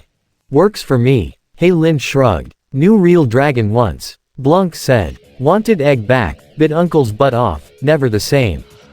Okay, too much information. Cornelia gagged as the other girls, including Jade, just looked weirded out. Later that evening, Caleb walked down an alley as he kicked a can out of frustration. Though he was grateful for the girls and Jackie's assistance, it was annoying that he still felt like he had to ask permission. I'm a rebel leader, I don't have time to ask a bunch of girls or old men for permission. He grumbled. Caleb. The young rebel gave a startled gasp as he saw Blanc in his dragon costume for the upcoming play, sitting on a dumpster with a bag of literal trash in his hands. What? Only Blanc. What are you wearing? Caleb questioned. Blanc rehearse while collecting treasure. Blanc star. Blanc have message. The pasling relayed. From who? Caleb lowered himself, as Blanc got his attention. Big blue thing tell Blanc cousin, Blanc tell you. The pasling informed. Big blue, Caleb's eyes widened. Vathek. Seal of Phobos found, at Taurus Filny. What blue thing said? Blanc told him. The seal of Phobos. The young rebel exclaimed in shock. Never once did he think he'd hear news like this. This could be the news that turns the whole war around. What is seal anyway? Blanc asked as he honestly never heard of it before. It's a small metal talisman with a royal crest. Caleb explained. It has the power to open anything that's closed, to reveal anything that's hidden, it can even split holes in the veil. Uh-oh. Blanc out of business. Trust you to see the big picture. Caleb muttered sarcastically before continuing. It was stolen from Phobos 12 years ago, by a mysterious woman who captured the true heir to the throne, in order to protect the infant and use the seal to cross over to Earth. Phobos has been searching for the seal ever since. With it, his powers would be fearsome. But if I had it, I can cross the veil anytime I wanted. Caleb turned to Blanc. The next portal that opens, tell me before you tell Chan and the Guardians, I can't afford to ask for permission with this. Blanc gave a thumbs up, a fly soon landed on his thumb, which the pasling promptly ate. The next night, it was drama night, and the auditorium was already beginning to fill with the girls' families as Jade, Will, Cornelia, Irma, Lin, and Terani were backstage as they all had their respective costumes on, save for Terani who would be acting as the narrator for the play. The bespectacled girl looked out past the curtain as the others were getting ready. Then I saw, you four are traitors. Be imprisoned forever. Jade rehearsed one last time as she had her Shendu costume on. Wait, there's only three, where's you know what? Cornelia groaned as Blanc was missing. But he quickly arrived in his dragon suit in the nick of time. Sorry late. Had to show Caleb something. Blanc said. Meridian, Taurus Filny. A man in a robe with a wooden cane led Caleb up a hill, but the young rebel was starting to become impatient. How far until we get there? Not far. The man answered. You are the second to express interest in this metal talisman. 6 years ago, I found it. Is it valuable? You'll be well rewarded. Caleb told him. A sinister smile echoed from the man, much to Caleb's confusion and later shock as he was surrounded by a puff of blue smoke before he shed his disguise and revealed his true form as the Dark Kai Wizard. I already am, young rebel. Daolong Wang. Caleb exclaimed when suddenly his feet were entangled by streams of sand and he felt himself being pulled into the ground.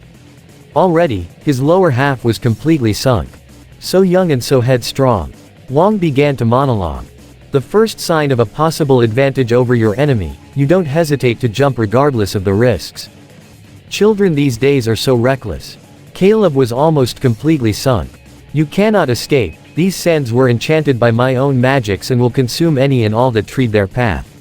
And while you suffer an agonizing death for years to come, I will find the traitor in our ranks that have passed this news on to you. Wong laughed as he enveloped himself in dark blue smoke and vanished just before Caleb sunk completely into the magic quicksand. Earth, Sheffield Institute. The audience waited for the play to begin, but it seemed as though it was on hold for the moment, something that made Jackie, Toru, Uncle, and Viper concerned as they sat in the audience as well. Shouldn't they be starting by now? Viper wondered. Maybe they're having trouble getting ready. Toru suggested. Jackie's eyes narrowed slightly. Something is wrong. Jackie, Jin, all of you. They all turned to see Yan Lin looking towards them with a concerned expression. Yan Lin, Uncle asked. Come backstage, now, the elderly former guardian said in an urgent tone. Hearing that tone, they knew something was wrong as they got up from their seats and followed Yan Lin backstage where the girls and Blanc were getting ready. Girls, Caleb is in danger. Yan Lin got their attention. He went to Meridian and left me this note. Will took the note immediately and read it along with Jackie. The seal of Phobos. Will question, never hearing that before. What, the evil prince lost a key or something? Jade questioned as well. The seal is a magical talisman that can open anything, including portals in the Veil. Yan Lin told them. Seriously. Irma, Jade, and Terani questioned at the same time.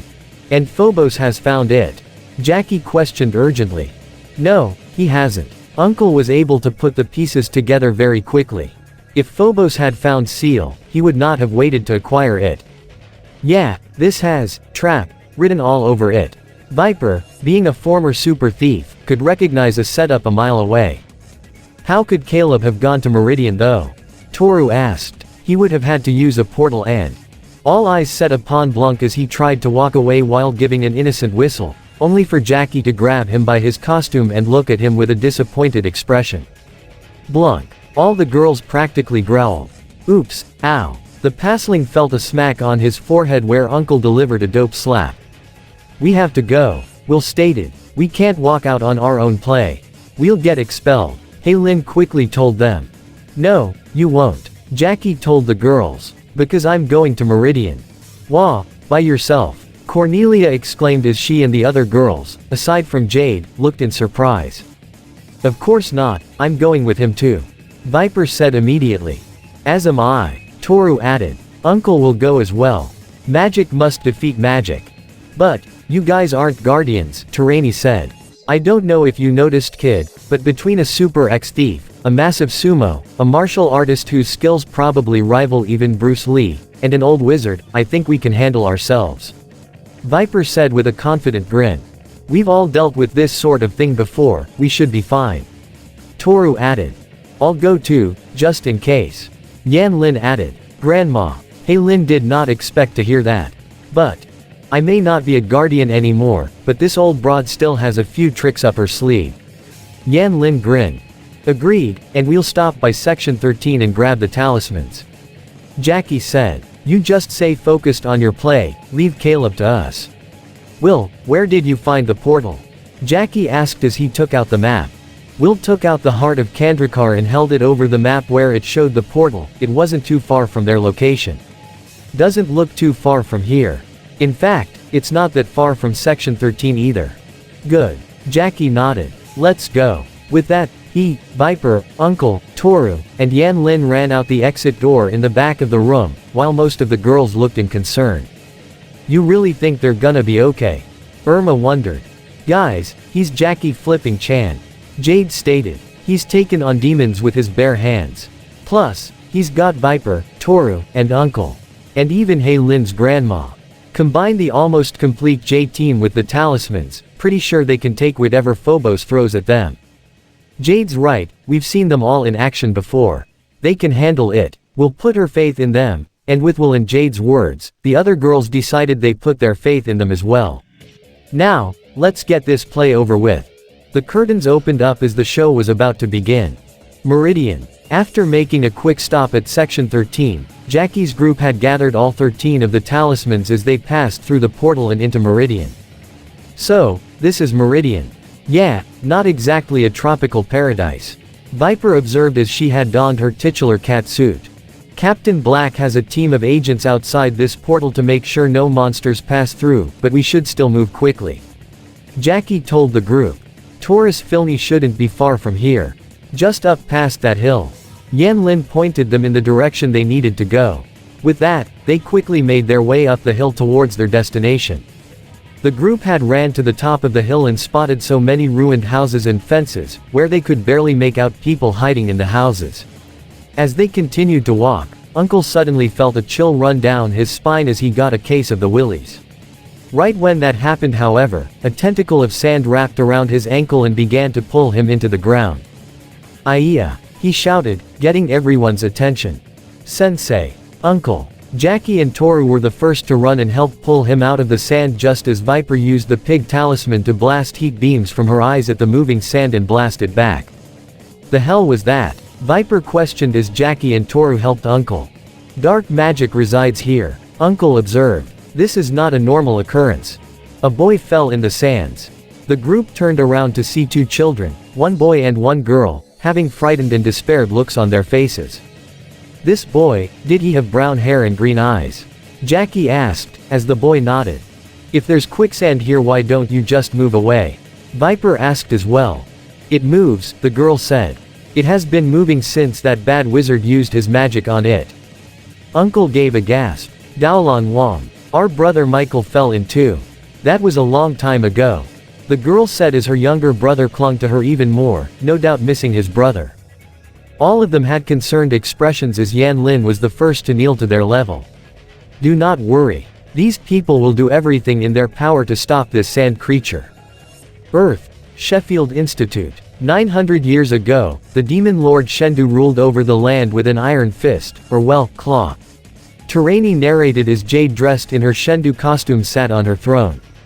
"This land is mine. All hail my grand and glorious power." Jade gave an evil laugh to add onto her performance. However, there were 4 dragons that stood against this oppressive tyrant. Terani continued to narrate as the 4 dragons, Will, Irma, Heilin, and Blanc walked onto the scene. As the play continued, however, Will looked towards the audience and saw that Jackie's spot was still empty. Though she put her faith in him, it didn't mean that she wouldn't be worried about him. Meridian, Taurus Filny. The 2 children had provided Uncle with a bowl as he took out a bag filled with spell ingredients and got to work. "Sensei, if Daolan Wang used his own magic to bring the sands of this village to life, perhaps you could use your own magic to find a counter spell," Toru suggested. "Perhaps, but Uncle will need time to prepare spell," Uncle said. "Not to mention we have no idea what's down there, or if Caleb's even alive," Viper said. "I'll see what I can find," Jackie said as he took out the sheep talisman. The group knew what he was planning as Jackie activated the talisman's power of astral projection. His physical body fell as Viper caught it and gently laid it down while Jackie's invisible astral form hovered in the sky. He then dove into the sandpit to see what he could find. In his astral form, Jackie was the equivalent of a ghost. He could pass through anything and was unseen by any and all eyes, with the exception of other spirits or astral forms. Jackie's astral form had passed through the sand with no issue as he found himself in what appeared to be an underground cavern that stretched out in all directions with multiple stone pillars stretching from the top to the bottom of a sandy floor. Jackie looked around and gasped once he saw a skeleton embedded in one pillar. Jackie gave a mournful sigh, realizing that people had indeed died here before he flew even further and spotted several other people. Men, women, children even, many were on the verge of starving to death but still very much alive. He even found the one he was looking for. "Caleb!" Jackie exclaimed, but due to being in his astral form, the young rebel couldn't see or hear him. Confirming that he was alive, he flew back up to the surface and allowed his astral form to return to his physical body, enabling him to wake up. "Jackie, what did you find?" Viper asked. "Caleb is alive, as are many people down there," Jackie said. "We have to save them." "Then go, I'll stay with Jin and help him finish the spell," Yan Lin said. "Agreed." Jackie nodded. "Everyone stand back." Toru took out the monkey talisman and used its power to transform into a massive hawk with an enormous wingspan as he appeared big enough to carry at least 24 people. The children were briefly startled, but Jackie and Viper didn't hesitate to climb on as the giant hawk Toru flew straight up and then straight down into the living sandpit. Hawk Toru continued to fly through the cavern, where he and his friends quickly found the young rebel. Caleb. Jackie got his attention. Be careful. Don't touch the ground or the walls. Caleb warned them. Yeah, we figured. Viper pointed out. Caleb saw the disappointed look on Jackie's face. I know, I was tricked. I'm sorry, just get me out of here. Don't move. Jackie said as he used the dragon talisman to shoot a condensed beam of fire to cut out Caleb from the pillar. He and Viper grabbed him and put him on the back of Hawk Toru. There are other people in here, we have to get them all out of here. Caleb stated. Heads up. Viper warned as Hawk Toru could barely dodge multiple sand tentacles lashing out at them. We're too big a target, Jackie stated. Get all the people out, I will run interference. Alright, just be careful Jackie. Viper said to him as he held the dragon, rooster, and rabbit talismans. I will be. Jackie assured as he jumped off and used the combined rooster and rabbit talismans to fly before he shot multiple blasts of fire from the dragon talisman at the ground to shake up the entire cavern. Jackie could have sworn that he heard an angered and painful roar as he looked down in surprise to see the sand take shape to reveal a large and angry face. In addition, multiple sand tentacles shot out of the ground, ceiling, and walls as they loomed over Jackie with deadly intent. Bad day. Earth. Sheffield Institute. The play continued pretty smoothly as all the actors were in character with their respective roles, even Blanc, who was urged to remain silent, after a brief bribe from Jade saying she'd give him some donuts if he didn't speak, which he accepted. I urge you, almighty dragons, help me end this cursed famine upon the land of which Shendu has soiled with his evil. Cornelia in her role as Xing Jin pleaded with the 4 dragons. Moved by the gentle nature of the nymph, as well as the suffering of the people, the dragons agreed to help her. Terani narrated. 2 dragons used their fire breath to boil the ocean, as the others used their wings to help lift it to the skies. Jade, who was offstage as Shendu didn't have a role this scene, moved some sticks backstage to motion some fire props as Will and Blanc pretended to breath fire, as Helin and Irma lifted their arms to act as wings as Jade pulled on some string to move the fake cardboard clouds. Rain fell onto the valley and the drought had ended. Terani narrated as she moved a bit backstage to drop a painted backdrop of a rainy day with green grass and colorful flowers.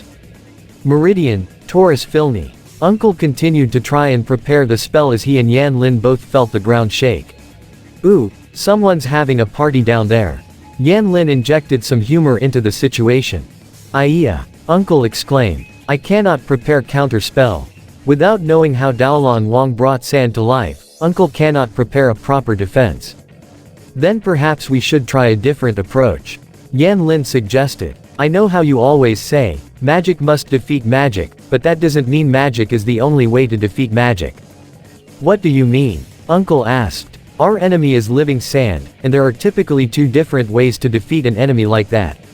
Yan Lin explained. The first is usually with water to solidify it and turn it into mud, or with intense heat in which the sand will become glass, which is much more fragile and easier to break. And seeing how we have 2 talismans that have heat-based powers, perhaps the later method would work best for us.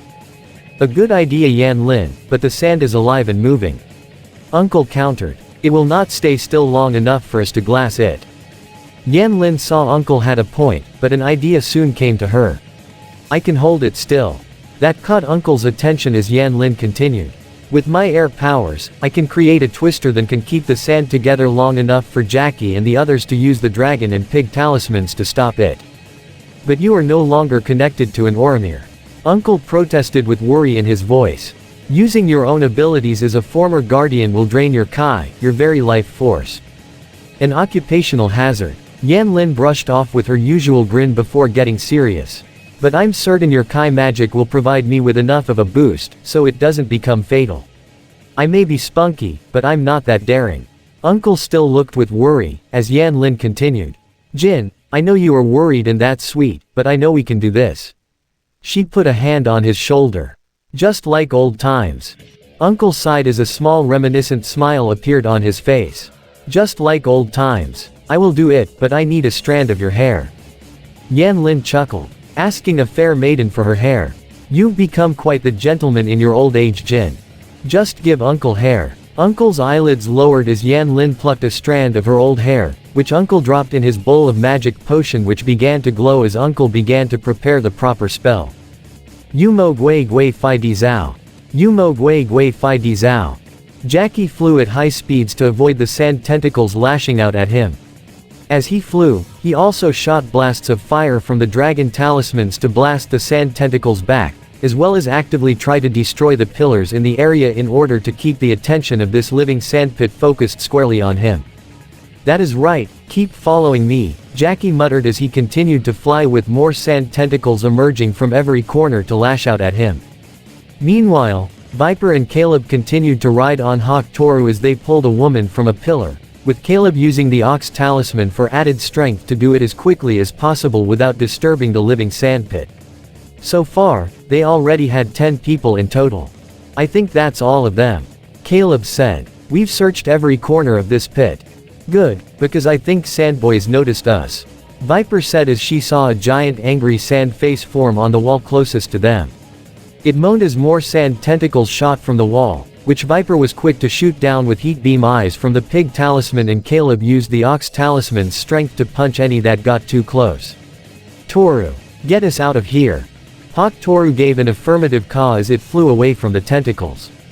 However, as it flew, the entire cavern appeared to collapse as sand began to shake and tear apart everything, causing more sand to form as more tentacles formed to try and lash out and catch up to its escaping prey.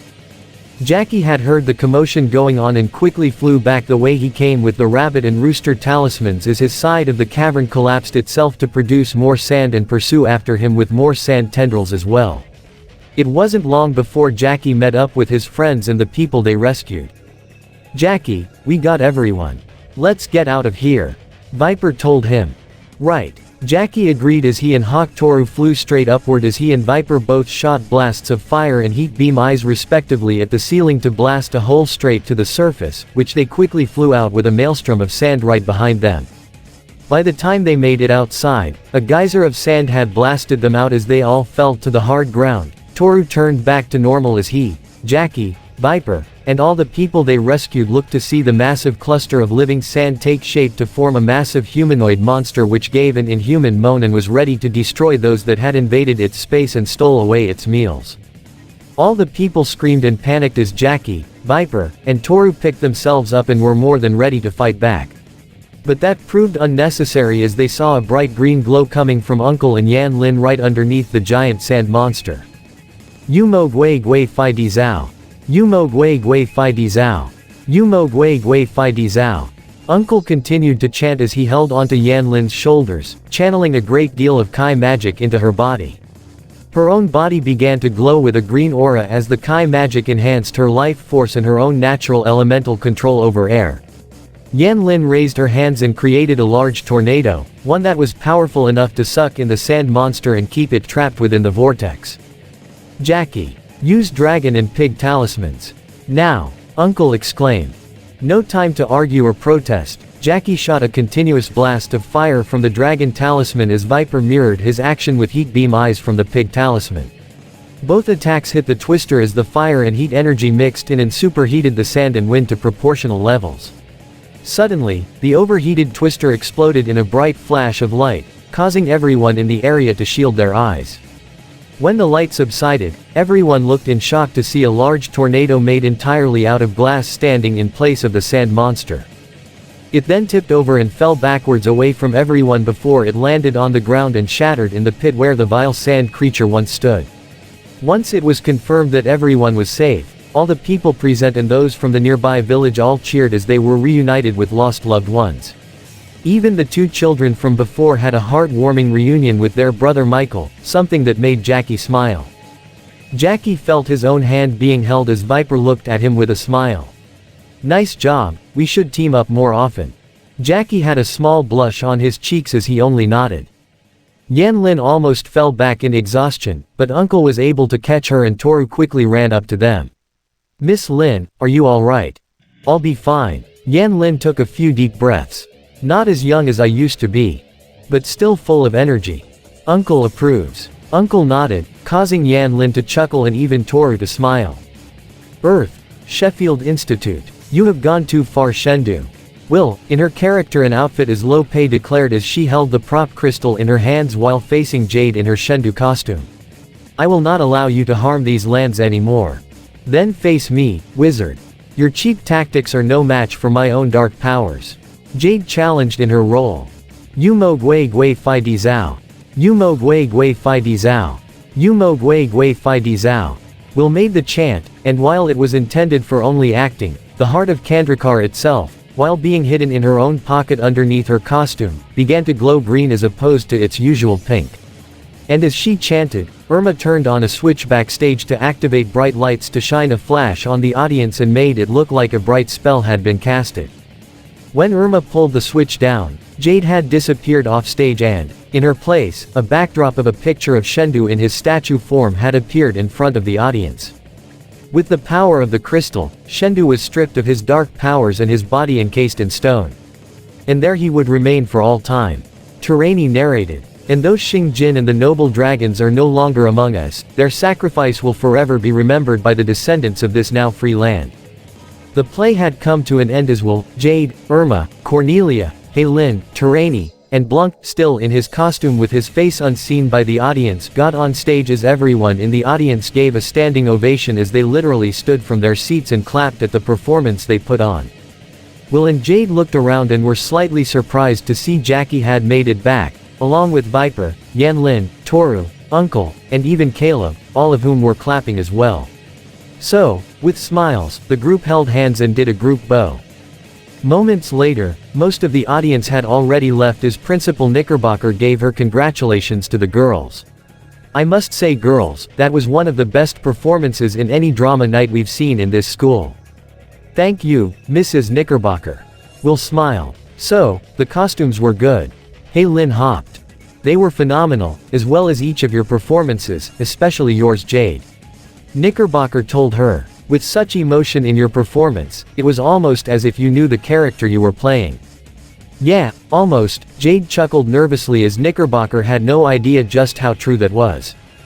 Excellent job to all of you. I look forward to your next performance. The principal said as she left the stage. Don't hold your breath, Irma muttered as they probably weren't going to do another play after this. Well, I actually had fun.